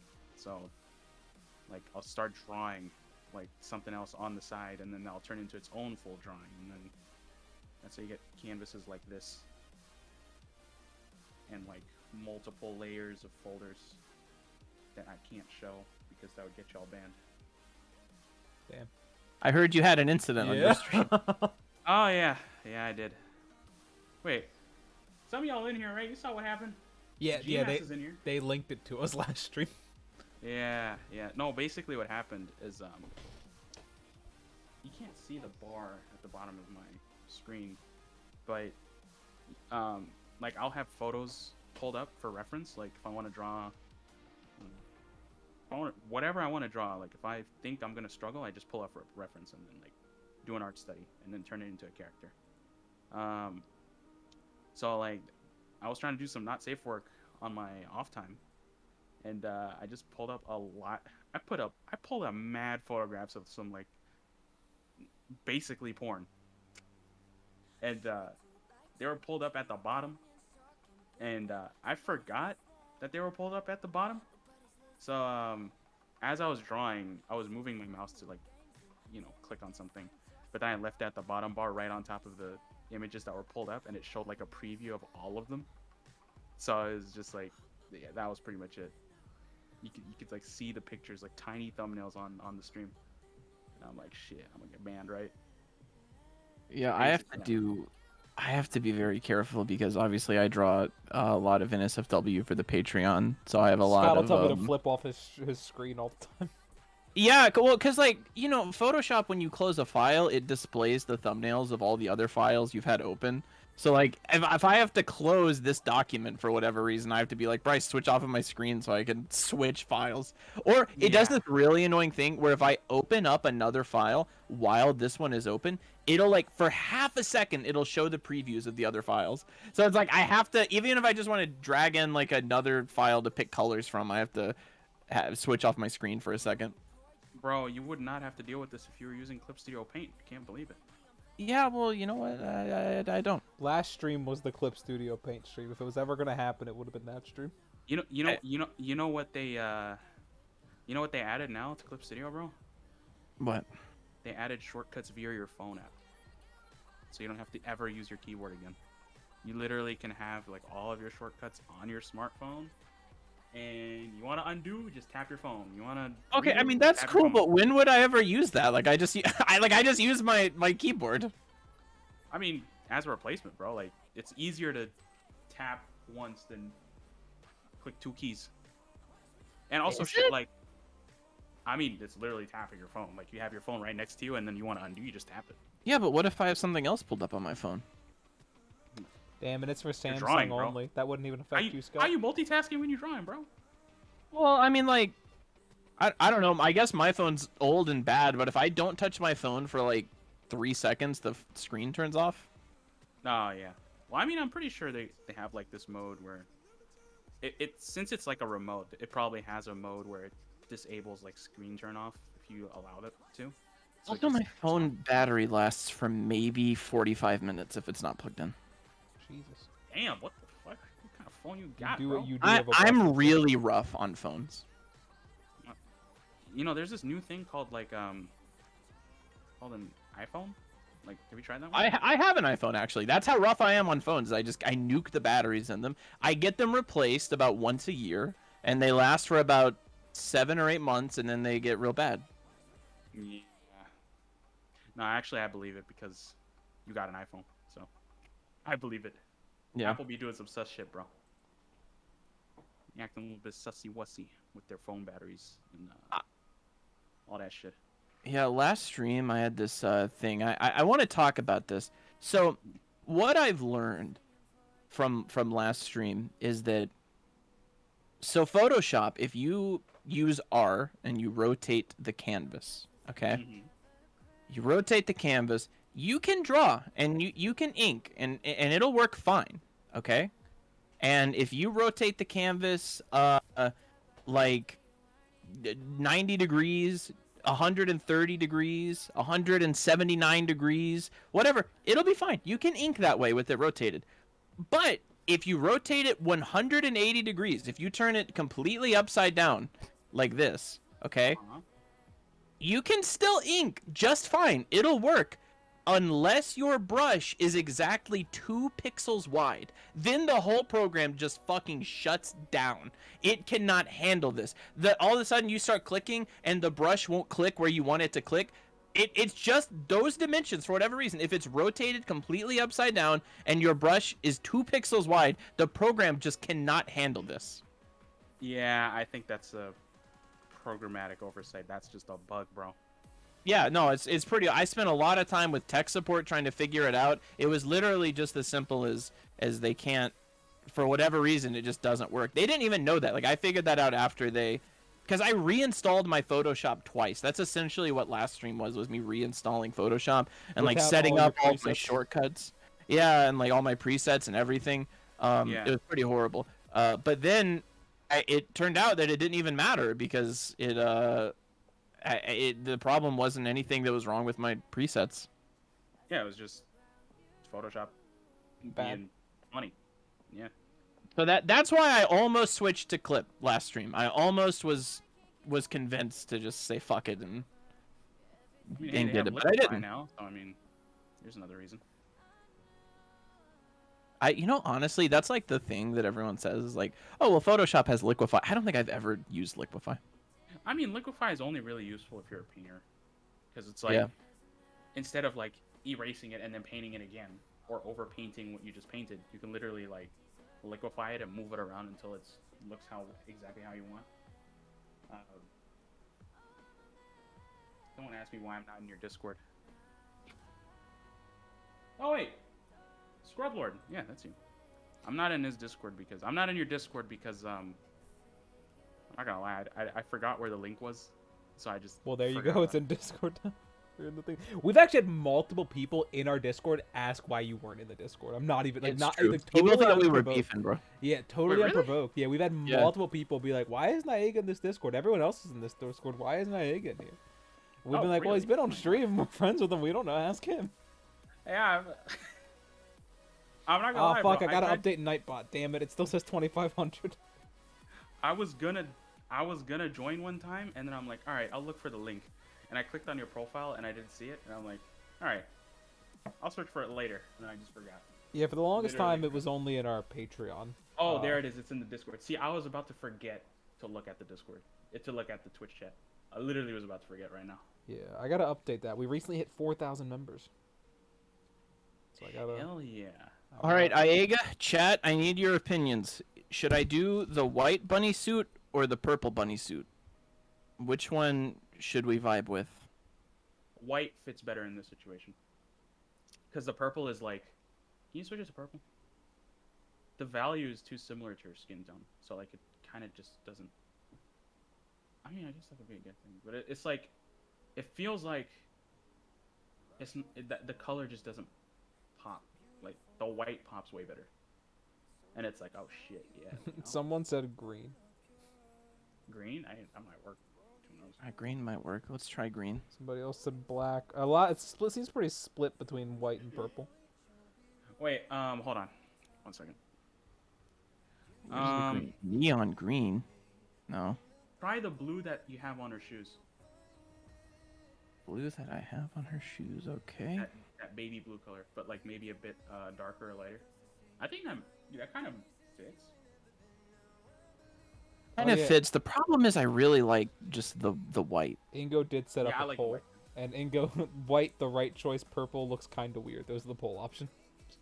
Yeah. All right. Yeah, white is smoking purple in the poll.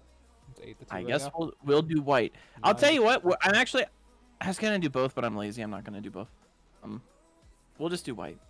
Or try a darker baby blue, actually. Slightly more saturated. I'm actually curious what that looks like. All right. Slightly more saturated and darker blue. Just a tiny bit. Oh my god. Okay, there we go. Nah, a bit. White bit won less 19 to 4. So. Wait, can you actually see a difference there?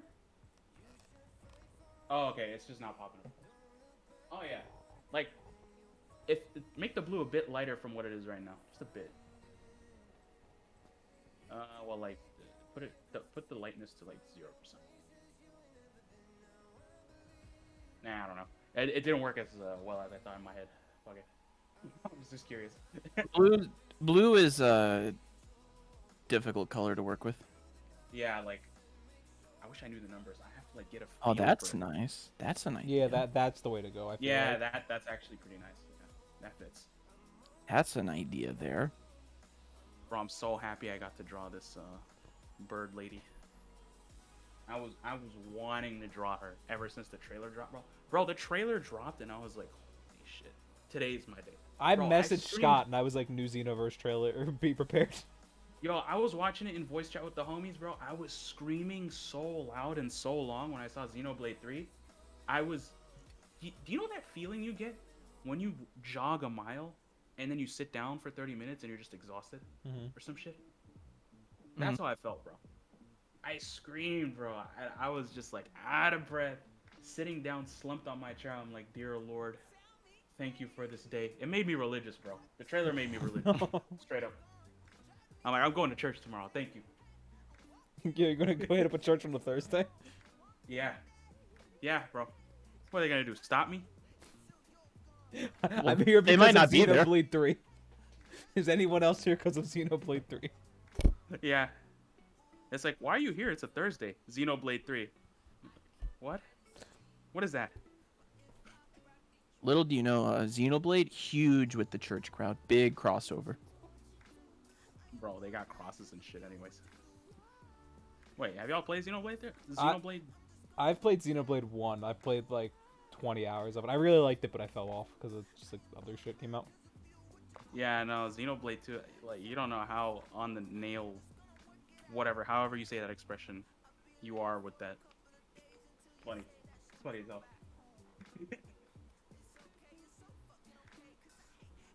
Let's see, what else should I do? I should probably give her seams, bro. Yeah. Oh.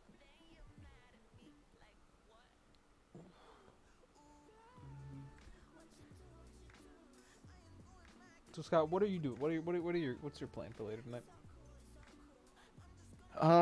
Post stream. I might eat. I might eat, he says. I might eat. I'm not sure. Potentially. I ate before the stream, but it was a while ago, so maybe not. I did not. But I might eat. I don't know. I've not eaten I don't- since like 10 o'clock. Fuck. The way you worded that was funny, bro. I might eat, you know. I feel like Might eat, might starve. See how I feel. Oh fuck, Yeah. we didn't get in our Kanye. There we go. Got it. We're good. Got him. We almost lost the streak. We actually didn't mention him last But we stream, showed him. but we showed him in the Cube review. So. Kanye. Yeah, we mentioned Kanye every stream. We have a streak going. It's funny as hell. It kind of happened naturally, and now we're here. That's amazing. Holy shit. It's gotten to the You point ever where heard- when Echo's on, he'll bring it up. Like he'll be like, "You guys almost forgot to say Kanye." Yeah. Bro, I am not caught up with music. The last thing the last music, anything I've heard is what you linked me, Scott, of the Kanye album. What's it called? What's the album called? I don't remember. Well, apparently, you got to listen to that biking song. Yeah, apparently. Every time I stream, bro, every single time, they ask, "Did you listen to Vikings theme yet?" And I'm like, "Fuck." To be fair, it's fighting game music, so it's probably crazy. Fighting game music bro, always it- slaps. Yeah, bro. Like, I put on Guilty Gear music on my streams, like, consistently, but Vikings themes never pop up. Well, I guess the last time it was, like, when she got released, so that doesn't count. Shine Tundra said, "Is this meant to be a different character? I'm loving the look. This is Mia." This is Mia. This is the new OC that I've not posted on Twitter yet. I posted her butt, actually. Yo? You posted her, but actually? What do you mean? What do you mean by that? I just, I posted a picture of her butt, little preview. I was like, hey, new OC, here's her butt. Oh, Not hell posted yeah. her yet, but Yeah, you posted the teaser trailer. next week is when I'm posting her on Twitter. It's going to be her all week. It's the Mamma Mia week. So is that how you usually work? Like, you work ahead of time and For then, real? I guess, like, what I'm trying to say is, like, you don't do it the same day or like the same couple of days. You plan way further ahead. Oh, bro, I got posts finished that aren't going up until March. Shit, really? Holy shit. Yeah. That's interesting. Well, I mean, you also have to. I think you kind of have to do that with how much other work you got, right? It's true. Because, like, don't you like do comic book commissions and stuff, like the lines, or I don't know if they're commissions or what the technical term is, but Yeah, I used to do commissions. Now the comic stuff I do is just mine and Bryce's stuff. Like we showed you that one design earlier. Yeah, Right. I'm from where I worked in comics a lot.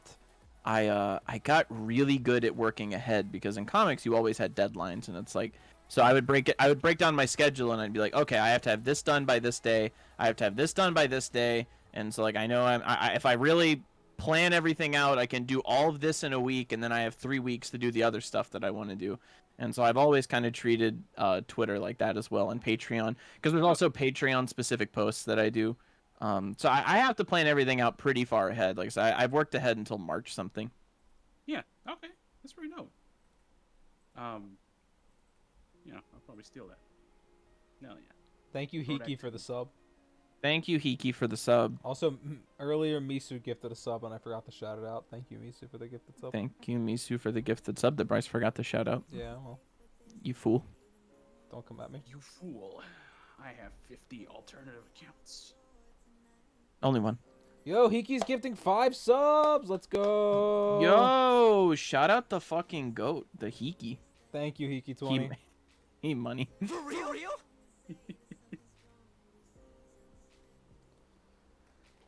We had a crazy ass stream a while back where somebody Oh gifted, Kolki gifted like 50 subs. Yeah. Those streams are always dope, bro. Yeah, it was our first stream with a sub goal.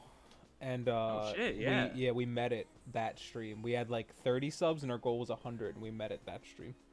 Yeah, bro, that's insane. Hell yeah. It's always nice to hear, bro. Now our Community goal is coming through. 250 and I'll eat the hot chip if we do it. A packy chip. Live Hockey. on stream. I think I'm In gonna make person. my 200 one. I stream on Picardo or some shit. Yo, the Picardo stream. We have people Yeah. ask us if we stream on Picardo quite a bit actually. Bro, like, if that happens, literally the only reason I'd do it is just to draw titties without fear. Yeah, that's what it would be, right? It would be like some kind of lewd stream. That's what I mean. Yeah, what the other entire point stream- would there be? Yeah, like the entire stream would just be a lewd stream, and I would just like do a study and then turn it into a character and be like, "Yep." Can is we fun. get a capybara emote? Yes, there will be. I assume. If Mia gets popular enough, she'll stay around. If she doesn't, If she doesn't, I'm going to delete her from existence. yeah. So smash the like when Scott posts it, or you won't. She won't live long Smash enough. The like button, smash the X button, smash the Just Y like button. Misha. Yeah, where's she been? Gonzo. Oh wait, who characters? Misha was one of our other OCs that nobody took a liking to. Is she the one with the horns or the? Yeah. Oh, okay, yeah, I remember her. Damn. Texas I like Uwu seeing said, "Can I fan art her?" I assuming they mean Mia. After Yeah. Scott has posted her. I thought that was your thing. Yeah, I mean, I'd prefer if you wait until I post her, but that'll be next week. So yeah, you can. I mean, you can. I'm not going to complain if you. You're more likely to do get a fan art early. retweet if you wait. Yeah, I'm not going to complain if you post. I'll ban you from the stream, but I'm not going to complain if you post it before I post her. I'm kidding. I won't ban you from the stream. Need a I almost dancing believed you for a capybara to second. dance with an Alfredo? That is That's a- true. that's That's a a good good- point. We still gotta get the dancing Alfredo as one of our animated emotes. Yeah, you guys, we have new sub emotes also. Yeah, they all got approved, I think. Because they're all available now. So yeah, we have some animated emotes. Everyone here is basically sub from when Kolki gifted, like we got like that 100 something. But yeah, we have some new animated ones. We also just have some the cube one we've not put in yet. We don't have any emotes free right now. We might delete one and put it in. We'll see. Well, the Pog Lucy is there that Ingo made. Bro, when it comes to emotes, I always wanted to make some, but I don't know, man. I'm having way too much fun just putting cursed shit. Like, Yo, Cerno, thank you for the sub of Prime. Yo, thank you, Cerno. this shit. Oh my I god. love that. I love that, bro. That's like my favorite emote, period. Wait, what's another one? Ah, the laughing face. This. Hold up. I gotta do Scrub's using them as well. a burrito. Bro, I got a ton, dude. Broito. Broito? Hell yeah. Broito. I like this Crab Rave one because I just think there's funny opportunities to yell Crab Rave. I just have a lot of people drop down a Crab Rave. That'll be our new hype train. Because it's him and Drip. It's him in the strip game Drip. Oh my god. Decked out, dripped out, whatever that term is. Man, it's funny. Like, I always try to speak English and then just forget half of it. Because, like, I'm trilingual and, like, grew up learning 3 languages at the same time. So, like, they kind of blend in together. Well, really do you have annoying. like a primary default language? It's English, but, like, that's also kind of hard to just be like, oh, yeah, English. You know, like, I learned 2 languages at the same time. So, both of them are kind of equal in terms of what I use. But, English kind of takes the edge a bit. But then I'll be speaking, and then I'll forget a word or an expression, and then think in other language, and it'll almost slip out in like a different language. Like, I'll just be talking to you, and like, you say something really crazy, and I'm gonna be like, "De," some shit like that. In my language, that means, "Whoa, really?" Like it's only 2 syllables. I see. I'm a dumb American. I only know Someone one asked language. if Mia's eyes are black too. Yeah. I just like the aesthetic of it. I'm still trying to decide between these two. I like two the blue. colors. Do you want to do another poll? I'm gonna do a poll. You can just yell at Ingo to do it. I'm gonna do a. Well, I don't trust him not to skew the results. You better hurry up before he gets it set up before you do that.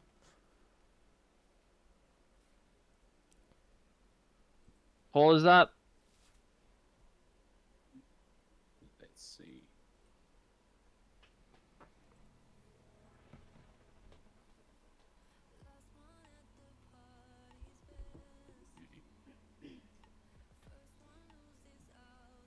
I like them both.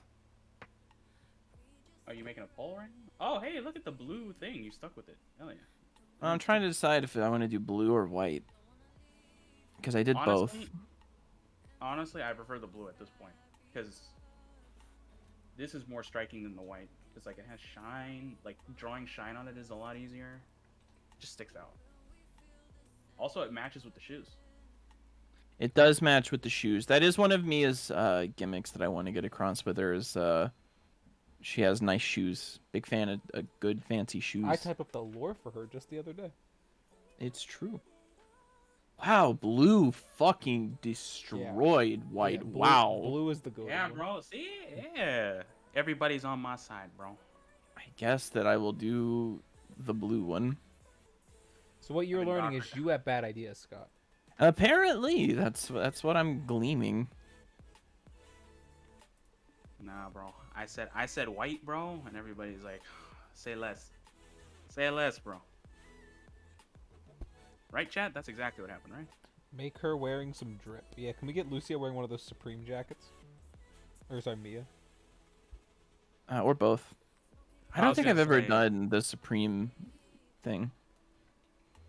I was like, bro, you know, like, give her some Tims, bro. give her some Tims, bro. Some Yeezys, you know. You know what I mean? Yeah, bro. Jar wearing I actually, Yeezys. when I was designing her, I swear to God, I was looking up reference for shoes, and I was like, it would be a funny gimmick because of the stream if her thing was that she wore Yeezys.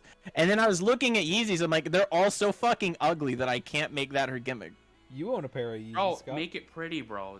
Do like those accounts where like half naked anime girl, but like really detailed shoes. Just do that, bro. Everybody will love Yeezys. It is an aesthetic, but the Yeezys designs are so ugly.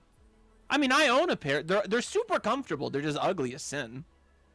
Are they really that ugly? They're Like, pretty. I've- Go I've look up actually- Yeezys. They're actually like not. they're There's been maybe like one Yeezy design that's been okay. Yo, Like I said, they're Scrubblord- super comfortable. They're high quality. Scrublord gifted a tier 2 to Aeyga. Let's go. Oh, bro. Yo, thank you, the homie. homie. Scrub Lord, thank you. I'm gonna abuse this immediately. Hold on. Scrublord all over the gaff. I'm gonna- let's see. Where's the tier 2 emotes, bro? I don't. Do you guys have tier 2 emotes even? You got a tier 2. We have No, I mean, one do you tier. guys have emotes? Yeah, we have one tier 2, and it's just the crab. It's Alfredo as the. It just says crab. Got it. There you Yeah. go. And then we have a tier Hell 3, yeah. which is him dripped out saying, "I am a powerful being." Yeah, there you go. Yeah, that one and the idiot sandwich one. Originally, those were the only 2 emotes we had. Yeah. We did those live on stream, and then Scott tried to draw Gordon Ramsay live on stream, and it didn't go well. It ended up pretty cursed. That's an old stream. We should have just watched MasterChef on stream. Yeah, Let me search Yeezys. dude, the Yeezys. Everyone just talking about how gross Yeezys look now. Yeah. hold Yeah, on. Josh mentions the Yeezy boots. Oh my god, these fucking Yeah, Yeezy the boots. Yeezy boots are the worst. Oh my god. Oh, wait, Just they're made by Adidas, right? Yeah. yeah. Why do I have to send them my email to even look at Yeezys? Man, fuck this. I'm going to fucking Google Images. I'm not giving you an email. Jesus Christ. These look mid as hell. They're not Look great. up the Yeezy Again, boots. They look very comfortable though. they are. They're the most comfortable shoes I've ever owned. Also the most expensive shoes I've ever owned. I guess that goes hand in hand. Dog, what the fuck is this? This has to be fake. You look up the Yeezy boot yet? No, I'm looking at the Yeezy 450. What the fuck is this, bro? They're pretty whack. They're pretty out there. Like, I look up the Yeezy boot. That's Oh That's my something. God. yeah. Yeezy boots. I mean, whoa. Runner Yeah. boot? Oh no. I'm gonna Bro. pull up the Yeezy boots on stream. Bro, pull up the runner boot, bro. Oh my god, I wasn't even talking about the runner boots. Bro, why do runner boot look like a You said you're pulling fucking them up on saw stream, blade, Scott. bro?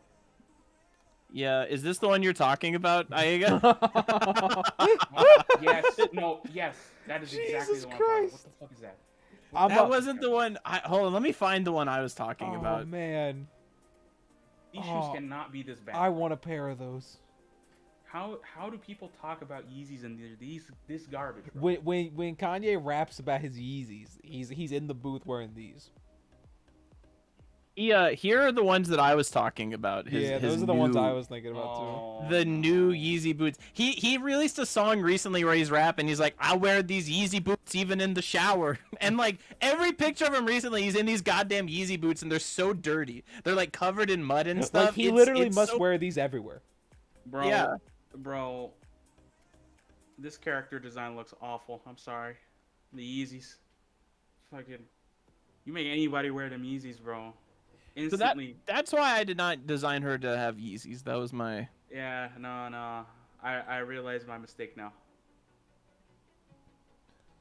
I thought it'd be funny, but it just wasn't worth it. Yo, Mr. Cheese Dong said, "Hello, goody goodies." Mr. Cheese Dong, you got a shout out on stream earlier. You sure did. Scott showed your Twitter on stream. I did. Hell yeah, I saw it, bro. I love that PFP, bro. Wait, hold up. Oh, shit, it's buried in Twitch chat. Now I can't pull it up again. That video of Kanye with his white Yeezys is still one of my favorite. There's this video of Kanye No. where he's like, it's him and Kim walking, and it's Kanye taking off his shoes, and she's like, oh, there's Kanye taking off his white Yeezys so he ain't gotta walk through the dirt. And in the background, you hear Kanye go, ain't happening.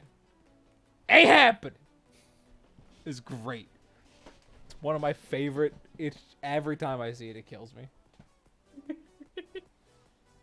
I need to catch up with more stuff, bro. I've been so busy, like, drawing, writing, studying. I actually need to watch some shit, bro. Ain't happening. Somebody said we should make the Kanye dancing a tier 3. Ooh, that's a good idea. That is a good idea. We do send that GIF. I would say at least 20% of my messages in that Discord are that GIF. Maybe not that high, but it feels like it. I do love that Pretty Kanye dancing quality gift. GIF. GIF. It is a gift. Every time you send it, it's a gift. It's true. I am curious what I should draw next. Scott, what do you want me to draw? Draw like a chibi Mia. Mia's the one on screen right now, right? Yeah. On your thingy? Alright. terrible at chivis. Hold up. You whipped out that Goku. You did whip out the Goku. Right. That was like one of my first chivis though. Why? Damn. Oh, You know what? draw Goku butt again. Draw Goku. Simply just draw Goku. Just do it again. It's not that hard. Make him Super Not that Saiyan. hard. Just give him blonde hair this time. Yeah. I've drawn a lot of Gokus in my day. I spent a lot of time studying Scott Akira the other Toriyama. like a while back, he was like, Bryce, can you do something for me? And I was like, sure. And he's like, okay, I need you to get me a whole ass folder of Goku references, specifically Goku without his shirt on, shots from the front, back, his arm muscles, everything. Like I get sent these assignments sometimes out of the blue from Scott. So then I It's sit there true, and I had to sift through the Dragon Ball manga for like 20 minutes and just grab all these fucking shots. I used to do that, and then like at some point I just stopped. I don't know why. I think I started to see like I hate saying this, but I think I started to see like anatomy errors, and I'm like, I don't think I should study him. I think I should just study normal anatomy. Well, now here's the thing. Akira Toriyama's strong suit is not his anatomy. He takes right. some, especially, well, kind of in the middle of the Dragon Ball series, he was at his best with anatomy. But at the beginnings of early Dragon Ball and at the end of Z, he really took some liberties with the human body, Yeah. especially muscles. But you know that's definitely not his strong suit. Oh yeah. Oh no, I know for sure, bro. I read all the manga, bro. I love it. Those like early on, the way he would draw abs were like really funny. There would just be like a circle in the middle of the torso. Yeah, bro. Yeah. Quality. I think the ones that get me the most is how you used to draw shoulders, where it's like he drew the gi, right? And then he just drew the shoulders out coming out of the gi always. Yeah. But then in many scenes it just looks like it's fucking dislocated. I'm like, oh shit. Oh shit. I just really enjoy the old Toriyama, like really squanch characters, you know, like real squatty, real stonky. Yeah, Yajirobe, basically. Yeah, like everybody looked like Yajirobe, and then he, I think it was like, And then he hit Goku. update, and then the patch. Notes. Yeah, it was, what fight was it, Bryce? It was like the Goku versus Master Roshi fight in Dragon Ball, and he was like, there's the one panel of them crossing paths, and it looks really funny because they're both so stocky. Yeah. And so he started drawing characters with longer limbs. Yeah. I'll see if I can find that panel. It's quite comical. Somebody said Toriyama's good in composition. That's his shit. The paneling flow is amazing. I've actually studied Toriyama's paneling a lot for writing purposes because his panels move so quickly and like quote unquote efficiently. He is really good at keeping a nice brisk paper from a writing perspective too. Even just like he's when you're actually thinking about from taking script to book, like the actual comic format. I think my favorite thing about Toriyama is how he can like just write off the cuff, bro. Some like most of Z is like written off the cuff outside of like Frieza Saga. Like afterwards, it's kind of just like, you know. And then his editors would come in and like, no, fix this, and then you do it. I don't know, man. I think that's just you know a lot of skill to do that and not have your story end up like being dog shit or something. What was Roshi's name in that tournament? Jackie Chun? Jackie Chun, yeah. Yeah. I love that. I'm trying to find that one page I'm thinking of. For the entirety of those references I had to send Scott, I think I just used the Goku Piccolo Jr. fight at the end of Dragon Ball. Because like Goku doesn't wear a shirt for like 90% of that fight. It's true. Most of them were that one fight. It's like the perfect fight because, like I said, he doesn't wear. And also, you specifically wanted that era of Goku, like early Dragon Ball Z, late Dragon Ball Goku. Yeah, I didn't want the late DBZ where everybody was crazy ripped. Where everybody's Vegeta, but different. Everybody's Vegeta. Yeah, here's the page. I pulled it up of Roshi and Goku, and like they're trying to kick each other in the face, but they're both so stonky that like. It just doesn't work. It's quite comical. Yeah, I just kind of took it as that panel was Roshi actually like kicked the shit out of Goku, and Goku just kind of like tapped Roshi.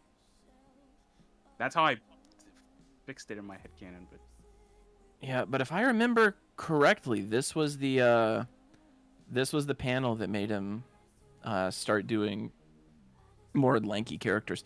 Also, I love my favorite thing. His inks are so good because he doesn't. I mean, I know this page has screen tone for the sound effect, but like, there's no screen tones for these characters. It's all done with line art. It's all done with hatching and everything. It's magnificent how he's able to do it. Bro saved so much money on screen tones. Yeah, bro. Like, man's efficient, bro. Debate Andy said, "Do any of you guys have a busy bee from the behind? If so, follow up my last message with a file providing the aforementioned booty." Wait, hold up. What? What? Come again? I can't follow that one, Chief. I can't follow it. I also can't find the aforementioned. That's your first time in chat, which is why it's so confusing to me. I don't. There's a booty on screen right now. I don't know, bro. Is that a bot, bro? That does kind of read like a bot. I Bro, don't know like if that's sometimes I get intentional. followed by new accounts, and then like it's a bot. They'll post a link or something. Yeah, And I'm just Ingo is really good. He's banned like all the bot keyword. Like when somebody pops in and posts a link, he's banned like all the keyword, like the buy followers. He has that word banned in our chat and stuff Yeah. like that. I need to actually. Just get Ingo as your mod. That's what worked for us. Hmm? I said just get Ingo to be your mod. That's what worked for us. Mr. Cynical said, "I really love Aega's female Link. I just want to say that to him if he sees it." Oh hell yeah! Thank you, bro. I appreciate it, bro. I appreciate it. I love that Link design that came out in that old magazine. Godsend, bro. That shit is godly. If you want to buy followers, go to this link, suslink.net. Yeah. Debate Andy, you're not helping Suslink.net. your... Yeah, I still don't know whether you're a bot or not. Oh my god. Now I'm even more confused. Ingo bad we mod for every artist. That's not a bad gig though, Ingo. Yeah, I think that's pretty. It's pretty good. Ingo got those connections. Every time I stream, I don't have any mods. I just kind of just do it. We Then don't again, really my chat- specifically have Twitch mods. It's just our Discord mods tend to watch our streams too. Oh yeah, yeah. When for you me, have a it's 4,000 person Discord, like we tried not to have mods for a long time, but it's gotten to the point now where Scott and I just can't read every message. Yeah. And so we can't, like, if there's fuck shit going on, there is a big chance we miss it, especially at night. So a lot of our mods are also from like English German and stuff like that because they're typically awake when we're not. Yeah. Oh shit, that's really good. I have mods for mine, but my server is for like it's really chill. But like I just always had mods just in case. Just in case. I mean, something- I would say 95% of our time our server is super chill. We've only had once or twice. I would say we've only had once where there was actually like something that like the mods like had to like handle pretty quickly. Most of the time it's just someone posting something in the wrong channel or stuff getting too political or Spam links. or like a spam link. Yeah, spam links. That's the big one. Is we're not always there for when there's like a flood of spam links, and there was specifically recently, like last month, there was like 4 times that happened. It was very frustrating. Goodness. Yeah, there was some spam bot making its rounds through everybody's accounts, DMing Yeah. everybody. Yeah, I see that some people got hacked in my server too. Like Somebody said .org. .org, thinking.website. That's an inside joke. Yeah, that's a joke from the Discord. Ah, bro. All the shit I missed out on because I was too lazy to dig for it. Look at that. Now I'll slowly catch up. To be fair, am I in your Discord? I'll be server? I'm not. I know I'm not. In I yours. mean, no. I mean, I don't expect you to join. You're too busy. Ingo timed out debate Andy for 1 second and deleted all his message to him. Ingo was not having him. Fuck. Yeah. Ingo decided to take that into his own hands. Ingo woke up today and chose violence. Can't let God do all the work. Just let it rip. Um, yeah, I'll be honest. I didn't know you had a Discord until you just said it. Oh yeah, no, I mean I had it. It's part of my pin, but I realize people don't actually read the pin. So I mean, They sure don't. yeah, like I mean, it's nothing crazy, bro. Like I just go in there to say hi, what's up, and then post my art, and and get back to work. I'm gonna have to hit that Discord up. Yeah, feel free, bro. I joined Pretty Fidel's wholesome. Discord a while back, and I used to like, because I'm not really in a ton of Discords. I don't really use Discord much outside of like outside of my own Discord. So, or messaging people, like that's the other only real thing I use it for.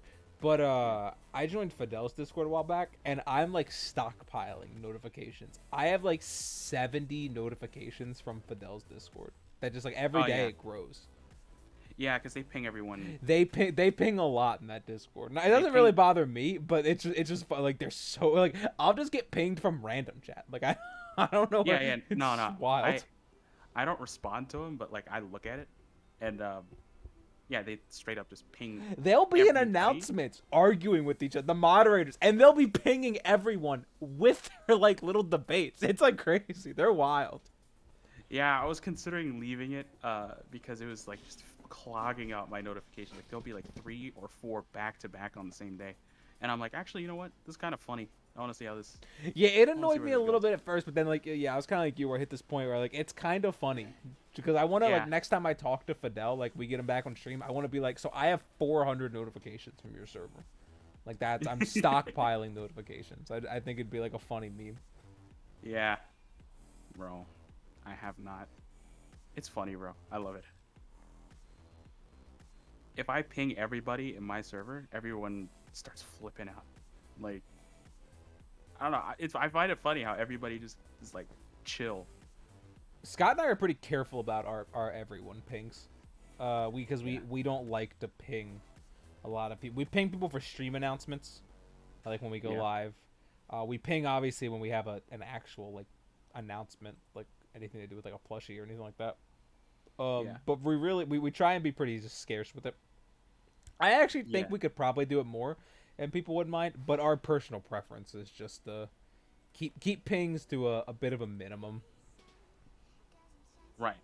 Even though, like I said, I don't think it'd be that big of a deal. Our server's I just pretty drank chill. cold coffee. Who are you, Pretty me? good. How was that, bro? Oh, that was not good. I had some coffee left from earlier in the stream, and I Okay. tried to Yo, drink some Hiki of that. gifting another sub. Shout out to the Kiki goat. the fucking goat. Let me write your name at the top of the drawing. Oh, I'm not on yeah, your. I look just at switched that. off your screen, Scott. So. Okay, well, just so you know, Hiki, your name is at the top of my Yo, drawing. Kai gifting 10 subs. Let's fucking go. Yo, look at y'all. Let's go, bro. Everyone It's wants me to nice. eat this hot chip. Everyone does want you to eat this hot chip. We're Let's- getting closer. I'm gonna have to eat this hot chip sooner than I want to. Hell yeah, bro. Wait, what hot chip? There's this like Alright. there's this chip. It's like the not gonna say the trendy thing 'cause it's been around for a while, but it's like it has like Carolina Reaper, Ghost Pepper, and Trinidad Scorpion in it. Jesus. Yeah. Thank you, Hiki, for another gifted sub. And it there's this thing where if you eat it, they have this thing on their website. It's like, you fucking pussy bitch boy, you can only last 5 minutes without milk. Oh, you're a little bit more of a little bit less of a pussy, you can last for 10 minutes. And there's a thing where it's like if you last for an hour, you're like invincible. So I'm gonna eat it at the start of stream, one stream, Oh shit. and try and go all stream without drinking. I've eaten a Carolina Reaper before, so I do. Yeah, I really love hot shit. It's the thing with me. So I don't think it'll fuck me up too bad. It can't be worse. I don't think it'll be worse than the Reaper was.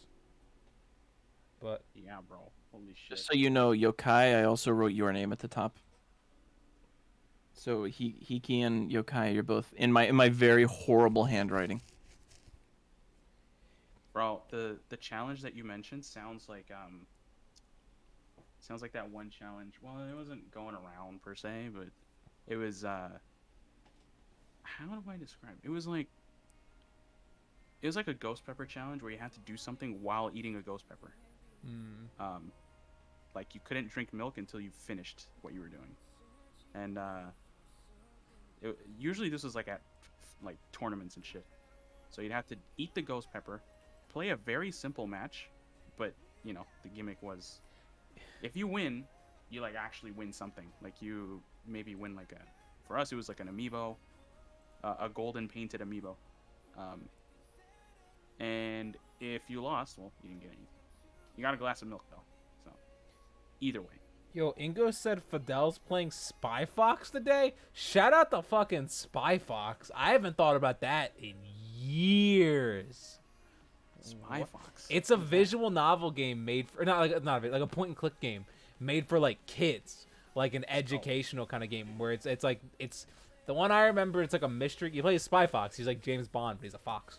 Okay. And he all the milk in the world has been stolen, and so no one can eat their cereal, and so he has to like fucking figure out who did it. Bro, why is Fidel playing that? What the? Shout out to the fucking goat. That's funny as hell. I like that.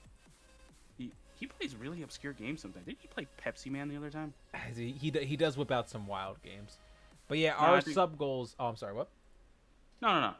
Continue. I was gonna say our sub goal. The first one we had was if it went through, Scott had to buy a tungsten cube, and so he bought the tungsten. So that's cube. what the Tesseract was in that video. Yeah, he bought the tungsten cube, and then, fuck. What our options were like the hot chip, garlic phone. play garlic phone, and then buy the Dragon Quest slime controller.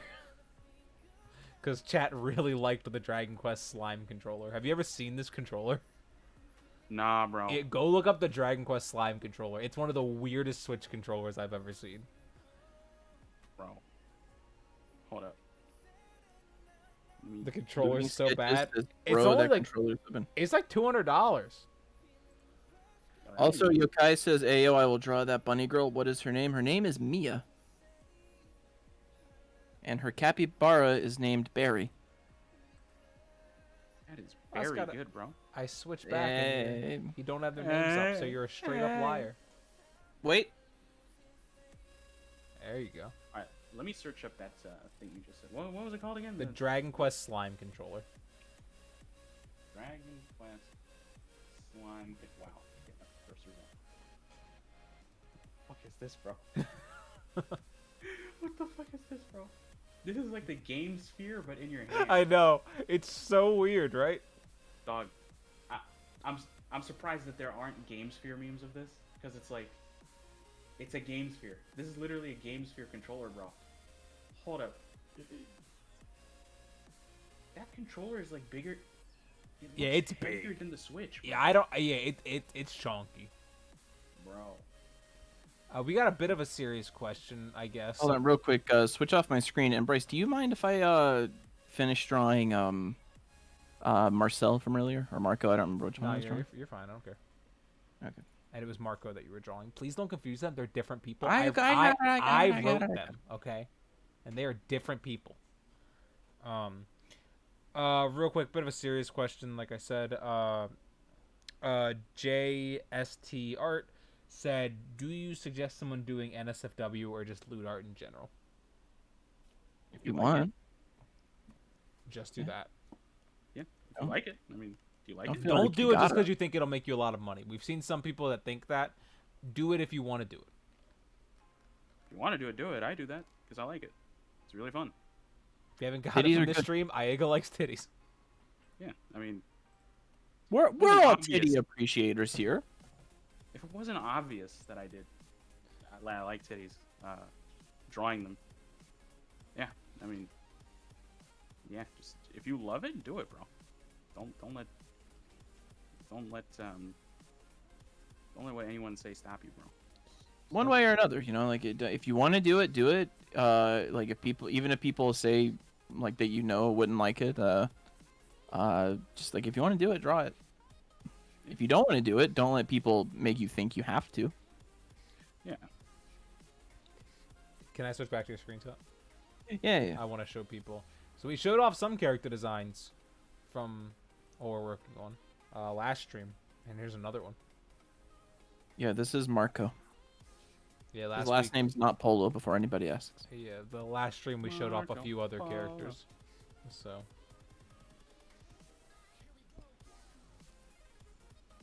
Man, this chibi drawing is really fun, man. Holy shit. I'm actually having so much fun drawing chibis. Kindred Heavens again, 6 story name. Thank you.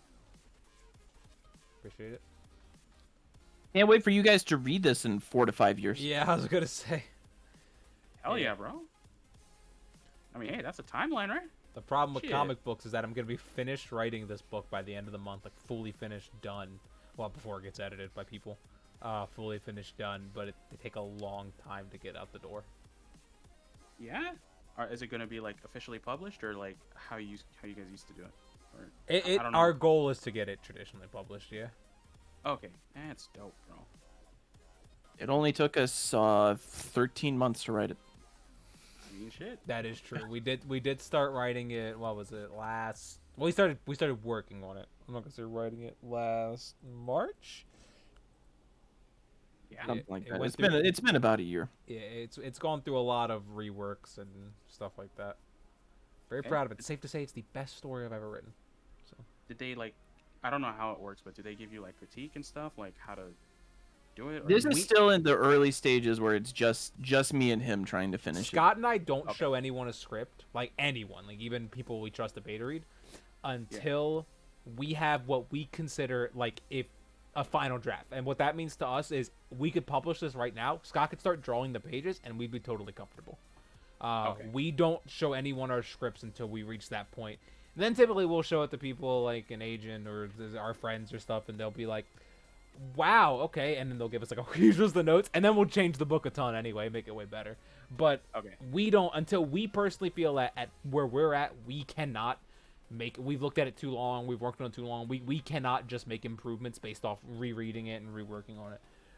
Yeah. We don't show it to anybody. We're a bit self-conscious until we reach that point, just being Okay. honest. It's like showing Okay. your sketches before they're done. I mean, Which I guess we've both done that on this stream. Well, one thing I want Yeah. to say, it's kind of like showing your baby, right? It's like this story's your baby. You've been working on it for months. You've been like toiling away on it. And like you get the thing about this, you only really get one shot to show someone the script, right? Like you can't ask someone to reread a 200-page script. You can't be like, "Hey, you just read this script, read it again." You get one like if you're showing someone like a little pitch or a buzz line, maybe you can get them to read it again. But when you're asking someone to read a script, you want to make sure that script is at its peak. You do not want to think there is any room for improvement. okay, I see what you mean. Because, like I said, people are not going to... unless there's someone, not- like I said, like someone like an agent or something like that, then you can get passes because, those are people expecting to have to read scripts multiple times. You don't really want to do it, but there are people that are, they know the process. But, like, if you're asking, like, beta readers or especially, like, publishers and editors and stuff like that, you want to get it golden. Yeah. Okay, that makes a lot more sense. Yeah. No, like, I was just curious because I'm like, obviously when you give it to a publisher, you want to show them like your final work.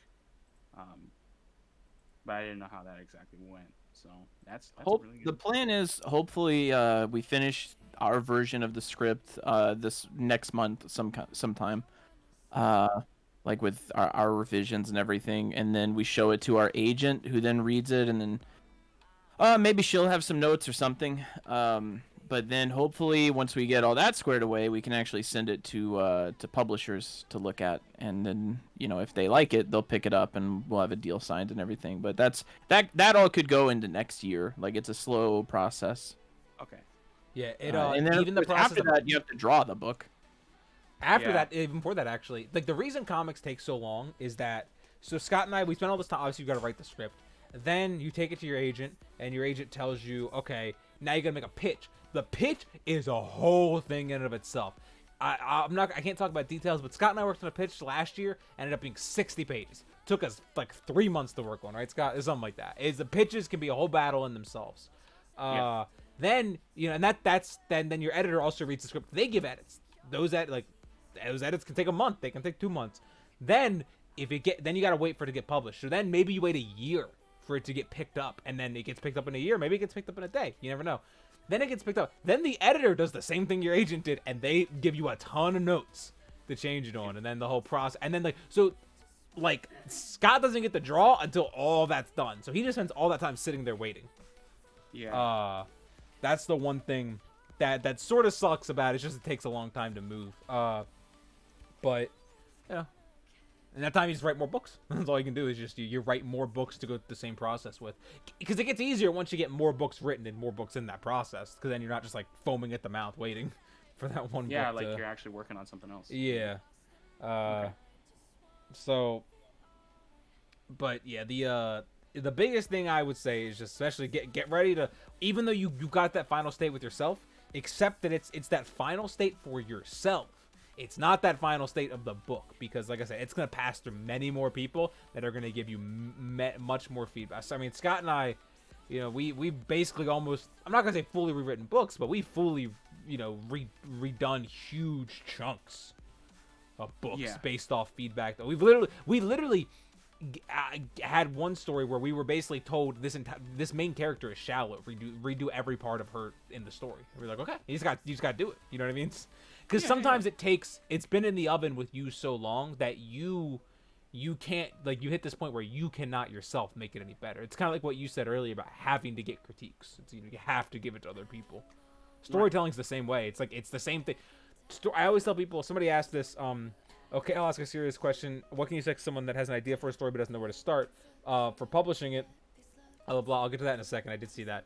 But it's learning how to get those critiques and how to keep molding the story forever is a big thing. But to answer that question, somebody said, okay, I'll make a serious question now. What can you say to someone that has an idea for a story? Start with publishing. What are the best sites to post it? Things you need to know for posting. Now publishing is a very vague thing to say, because especially in the modern day and age, there is traditional publishing, which means getting it printed, going to Image Comics and being like, publish my book. Versus digital publishing, which is can be a variety of things. It could be you throwing it up on Webtoons. It could be you being brought on by Webtoons and actually making the book for them. If you want to do traditional, your best route, there are two ways you can go. And you can go with small publishers, which are you just actually go and you submit to a small publisher. You just go, you find like a publisher they have like 10 books on the website and do it, and that's cool. Or you go an agent. Now, if you want to be published by bigger people, like you're published by Dark Horse, you can just submit to them blindly. You're probably not going to get accepted from those. You have to have an agent. You have to have people that have ids. What you do is that you look up agents that support graphic novels, that publish graphic novels. You send them your stuff. You get it. You just do stuff like that. Or like I said, or you go small publisher routes, which would be same things. You'd be writing but you'd be doing it all yourself. You'd be writing your own pitch. You'd be doing stuff like that, and you'd be submitting to small press publishers under the assumption that your book is going to be printed on a smaller scale and run on a smaller ad campaign. If it comes to posting online, that's as simple as putting the book up whenever you want. The only thing I recommend stuff if you're going to publish on Webtoons, publish consistently. Publish at least 9 panels per update. Basically 2 pages. When you publish your first. I'm talking specifically Webtoons because where most people would be if you're going to publish a webcomic, publish it on Webtoons.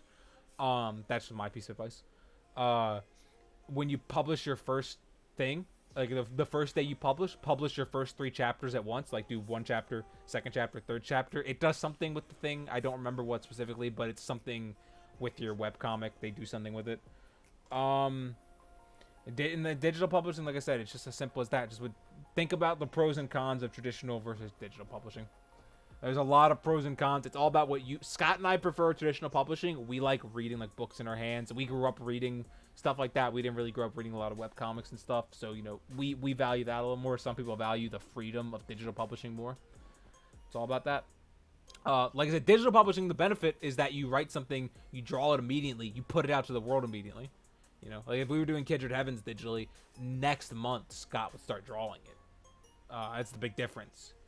But versus it taking a lot longer. I don't know. Did you have anything to say on Scott? That's just kind of my rambling. No, you kind of touched on all the important bits. The biggest thing is just think about both. Think about the pros and cons of both, and know that, like I said, with digital might be easier, easier. I'm sorry, to just put it out there immediately, not easier in terms of the workload.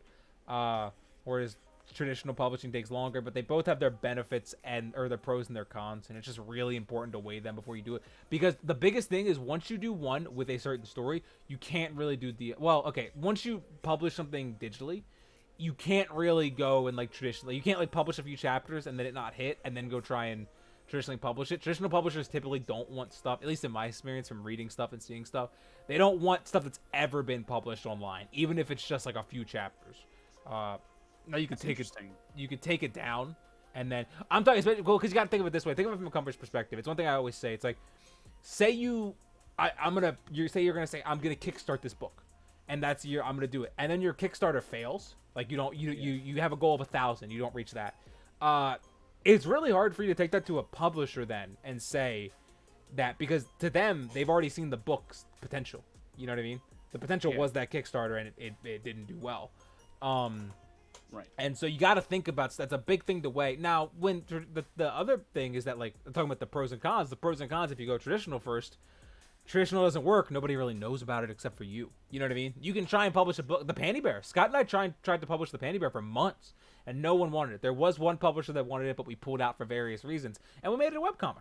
That's the benefit of if you try traditional first and then try publish. So I would always, for me personally, I always try and go traditionally and then use webcomics or digital as a thing, sort of a fallback thing. But that's, like I said, that's because I prefer traditional. Some people prefer webcomics and would so much rather do that and have all the freedom and not have to deal with, all that other complicated stuff. Because it is complicated getting an agent. It is complicated dealing with editors, stuff like that. It's all based off what you want to do. Yeah, and it's like, you just have more freedom overall if you just do it yourself, right? But like I said, that's where the pros and cons come in. You have the more freedom, but you have the less, when you have an agent, right? So when you have an agent, you give them a book. They are taking it to editors that they have ins with. It's not like, oh yeah, I'm gonna cold submit this to Dark Horse. It's I know someone at Dark Horse, so they're gonna read this script and they're gonna tell me yes or no. Whereas with digital publishing, you're just throwing your stuff out there and you're just kind of hoping. And so it's that's where, but like you said, you get the freedom that you don't get with traditional publishing. So that's really important to weigh those pros and cons and really think about it. We got another question. Somebody said, how long did it take you guys to work faster when drawing? I feel I've been drawing too slow with my drawings. I want to know how long it took you guys to get more proficient at art faster. Well, Scott, you answer it first. I would say for me, it was pretty quick, relatively speaking. Just because I did comics, like that was my work. I never did the type of like Twitter commissions that you see where it's like I'll draw somebody's OC and like that'll be how I make money. I never really did that because I hated it a lot. And I think everybody does pretty much that I talk to. Like I've never met an artist that's like, man, I love doing this. But yeah, I did comics, and so part of that is you have to be fast. Like you really cannot succeed as a comic artist if you are slow, unless you are just a god tier artist, and also you don't charge very much money. I was not a god tier artist. Yeah, and I wanted to do like, that's why. So I had to be fast. I had to specifically do a lot of practice to get fast. So when people ask me how I'm so fast, it's like, I don't know. Like I worked really hard at it. I timed myself. I tried to be as fast as I can. It's a skill that you can develop, but I would say it happened relatively early for me, just because it's something that I tried to do. Yeah, I would say like I'd say getting faster is something that comes with time and like practice. So like if you know how to draw, I don't know, if you know how to draw a hand really well, and you can cut so much time off it. Like you don't need to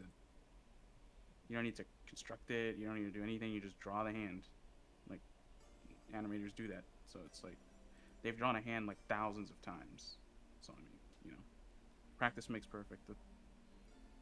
Basically, that's how I see it. I mean, yeah, you definitely get faster over time. Like I said, it's you can just naturally over time you'll get faster, or like I said, what I did is I specifically worked with the goal of improving my speed, which was a lot of like trying to optimize my process, for example. Like I noticed like okay, I know a lot of people do this, especially when they're beginning. Like I noticed like okay, I'm doing two different sketch layers. Like I'll do a sketch layer and then I'll refine that sketch layer. I could probably be faster if I just do one sketch layer. And then it's like okay, I did that, and it's like okay, what if I do one sketch layer, and it's super rough, like and I ink from that, and that's why you guys will see in my sketches, like the maroon colored ones. Like that's the only sketching I do, and like I don't even draw the face. You know what I mean? Just like two little dots for eyes to show where the eyes should be, um, and just like learning how to do different things like that, trying different things, see what makes you faster, get to learn your program. I know we joke about it, but one of the reasons I don't switch the CSP is because I've optimized my process so much for Photoshop that just even learning how to be this quick in another program, even if it's similar, which I know CSP is, it would just take time. I don't really want to do it. Like I'm really fast in Photoshop, and I'd like to remain that way. I don't even want to lose that speed for a few weeks while I adjust. Yeah, that's pretty solid, bro. Somebody also asked, how long does it take you to finish a comic page in black and white? I thought it was the same person who asked that. It really depends on the page. If a page has like crazy complicated backgrounds, then I don't know, it could take all day. If it's just like a normal average page, I don't know, like start to finish, pencils and ink, like hour and a half, 2 hours, Excuse maybe. me. Yeah, that's interesting actually. Because I got really intrigued. Like I got really interested in looking at mangaka, like live streaming. Uh, and like usually I'll see like the mangakas like sketch out and then like line and ink everything digitally for a single page in like 2 hours, 2.5 hours. It's like really interesting. Yeah, that sounds about right. Like I said, it depends on the page. Sometimes you have a page and it's like, here's a full page splash of a super detailed background, and I Oh want to yeah, yeah, strangle Bryce, and you know that takes a while, especially if you're not like really high level where you have assistants. Um, yeah. it's pretty tough. But yeah, it just largely depends on the thing. We're at about 2 hours and 40 minutes, so we can really wrap up anytime. Yeah, whenever you want. Yeah, I figured we'd go ahead and start wrapping up. Aeyga, is there anything that you wanted to touch on specifically before we got off? Anything you want to get across? Uh, I mean, not off the dome. No. We got a Why not? message that I really want to read. If that's okay. Okay. Texas Uwu said, I like listening to your guys' stream so much. It teaches me both about drawing and writing comics. I'm engaging in a comic project at university about chemistry. I'm glad to hear that we are informative. I appreciate that. Yeah, Oh, that's yeah. very kind. That's Very always kind our of you. goal, is to be informative. People don't talk about both comics and creativity and Twitter and all that, like the actual insides of it enough. That's why we did the Twitter stream a few weeks ago. And we had so many people during the actual stream that were talking about how they did, like they were so surprised at the things we were saying. And they talked specifically about how nobody said those things. And it's like, you know, I think people, especially like big artists and some people like that, are afraid to talk about certain, or big creators are afraid to talk about certain things. Right? But, you know, I don't. Yeah, I think there's some stuff that not everybody, but I think there's a lot of people, whether they do it intentionally or not, that I feel like a lot of answers get sugar coated to people Oh, that's interesting. when they get asked, like, you know, like how do I improve? And it's like, or like how, like, you know, somebody might ask, it's like, how do I gain followers? And it's like, oh well, you do the A, B, and C, and it's like, really, the answer is like, you know, you got to improve your art. You know, it's a good example actually. good. Earlier, Yeah. Aeyga, you were talking about the links and the hashtags being really bad for Twitter. When we mentioned that during our Twitter stream, people like lost their minds. Like they never knew that. Yeah, like, and I so it's see like people things that like- are feel common knowledge, especially if you've been in it for so long and you've been working on it for so long. It's like to most people just getting started, they're not, and so it's just stuff like that. I feel more than the people being afraid to Okay. talk about it. It's more just people don't know because they've not been in it, or they haven't gotten to talk to people who are in it enough, and so like being told those things immediately are like Yeah. good. It's a good jumping off point. Oh, okay, yeah, now I understand. Holy shit. We got one more question I wanted to ask. I think it'll be a quick answer. Mr. Sheesdong, the goat, said, I've been thinking about commissions for a while, but I don't know how to price them. You guys have any? Whatever people will pay for. Yeah, whatever people will pay for your work for, and also, it's a middle ground of what people will pay and how much you're willing to make. Charge what you think you're worth. That's a piece of advice I would. Don't ever undersell yourself. Don't ever think people won't Well- pay me, so I'm gonna do like 30 less. No, I mean, well, to be fair, right? If we're talking about practicality, right? If you're trying to do commissions from people online, sometimes they won't pay for stuff. Like, they just legit won't pay for stuff. It depends on your skill, too. Like, I mean, if you're really, really good and you price your commissions at like $5,000, people are gonna pay because you're the fucking goat. You know, I've seen people sell like $5,000 simple commissions for them. You know, and it's like good, they're making their money. But if I'm just starting off, for example, when I was starting off, nobody would pay like 100 for me. That's for work that took me like 4 hours or some shit. So like, I had to reduce my prices until I got better, and then I charge more. Practically speaking, you know, sometimes you do have to compromise that if you're trying to make some money, but also don't undersell yourself to the point where you're basically working for free. Yeah, that's what I meant. Yeah. Okay, Well, okay. I'll add a little bit, kind of. I don't want to say against your points, but I want to add to your points because I think it really depends on how much work you want. Yeah.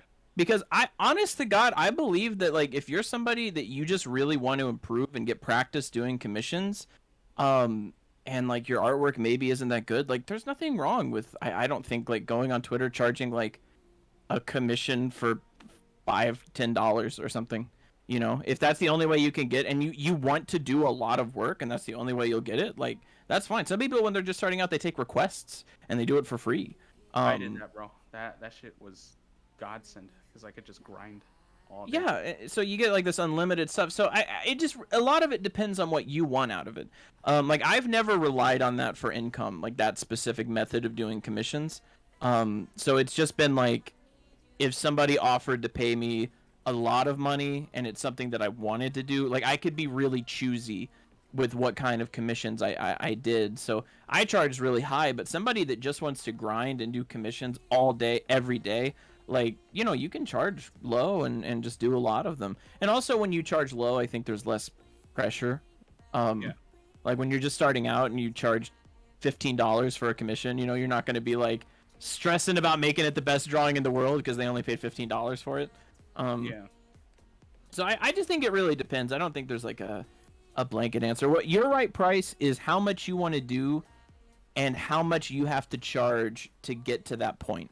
Like if you want to do a lot and you're not getting a lot of commissions, then you need to lower your prices. If you don't want to do a lot and you're getting people are beating down your door. I mean, I know artists, like big artists, that people are like beating down the door on their DMs trying to get a commission, and it's like their prices are super low, and it's like, bro, raise your prices. Like everybody in the world, you cannot keep up with your commissions. That means raise your prices. If you can't keep up with them, raise them because people are willing to pay what you're doing. Yeah, it's like simple supply and demand, you know? Yeah. If you want, so it's just as simple as if you want more, lower your prices. If you want less, raise your prices. Always try and keep that balance. There you go. Just do that. Just do that. Yeah, the reason I said the thing about like being careful is because I've definitely seen too many people that have like decent follower accounts or big follower accounts even that charge way under just because they're afraid of like charging too much. I guess that's where my advice comes from, because like it's especially when you have the platform and you have the people, bro, just charge what it's worth for you. What is an hour of work worth for you? How long will that piece take you? Be honest with yourself. You can afford, you know what I mean? So especially when you're at that point. When you're just starting out, maybe things are different because I'm talking from big artists that I've talked to and people like that I've talked to. Oh, okay, nah. Like, if I guess that's more my perspective, kind of my accidental perspective. Oh yeah. And then big artists, bro, they gotta charge, bro. Before we one more thing, somebody said I wasn't here when we talk about hashtags. Basically, hashtags are bad because they tend to lump you into a group and stuff like that. It's a little more complicated. We explained it fully on another stream, but I don't know if we want to go into it. But basically, just tend not to use them. If you're gonna use a link or something, put it comment under your post and use the link there rather than putting it directly in your post. Twitter doesn't like links. Twitter hates links, bro. Twitter doesn't like links and they don't like hashtags, strangely enough. Yeah. But They are we really don't like those two. Are we good to go? Are we ready to? Are we gonna go? Find Yeah, I have raid? somebody to raid. Sorry, I you know, we love Fidel, but we like rating smaller accounts and sort of surprising people, I guess. Yeah. It's just more that, so- like, we love Fidel, but he has, like, 400, 500 people watching him already. It's for us, it's a bit better, we feel like, to send those people to smaller accounts and help Yeah, boost right them. now we're about to rate somebody that has 4 people watching them, so like always, guys. Ingo said it's okay, he doesn't play Spy Fox anymore. Yeah, I see he's playing Putt Putt something now. So Arc Invasion plugging my Twitter in, bro. That's all. Did they have to do art? Yeah. Yeah, we typically try and raid art Twitters. yeah. Yes, just so be nice to the person that we're rating. Say hi to him for us. If you like him, give him a follow and tell him we sent you. Yeah, we're gonna switch over to the ending screen, everyone, and then we're gonna start the raid. So yeah, bye Thanks everyone. for coming, Aeyga. We'll be back on Tuesday. Thank you for having me, bro. I appreciate Yeah, it was super fun. We'll have to do this again. it. Hell yeah. Hell Bye yeah. everybody. Also, follow Aeyga on Twitch if you don't Oh, that already. Aeyga already linked it. Bye.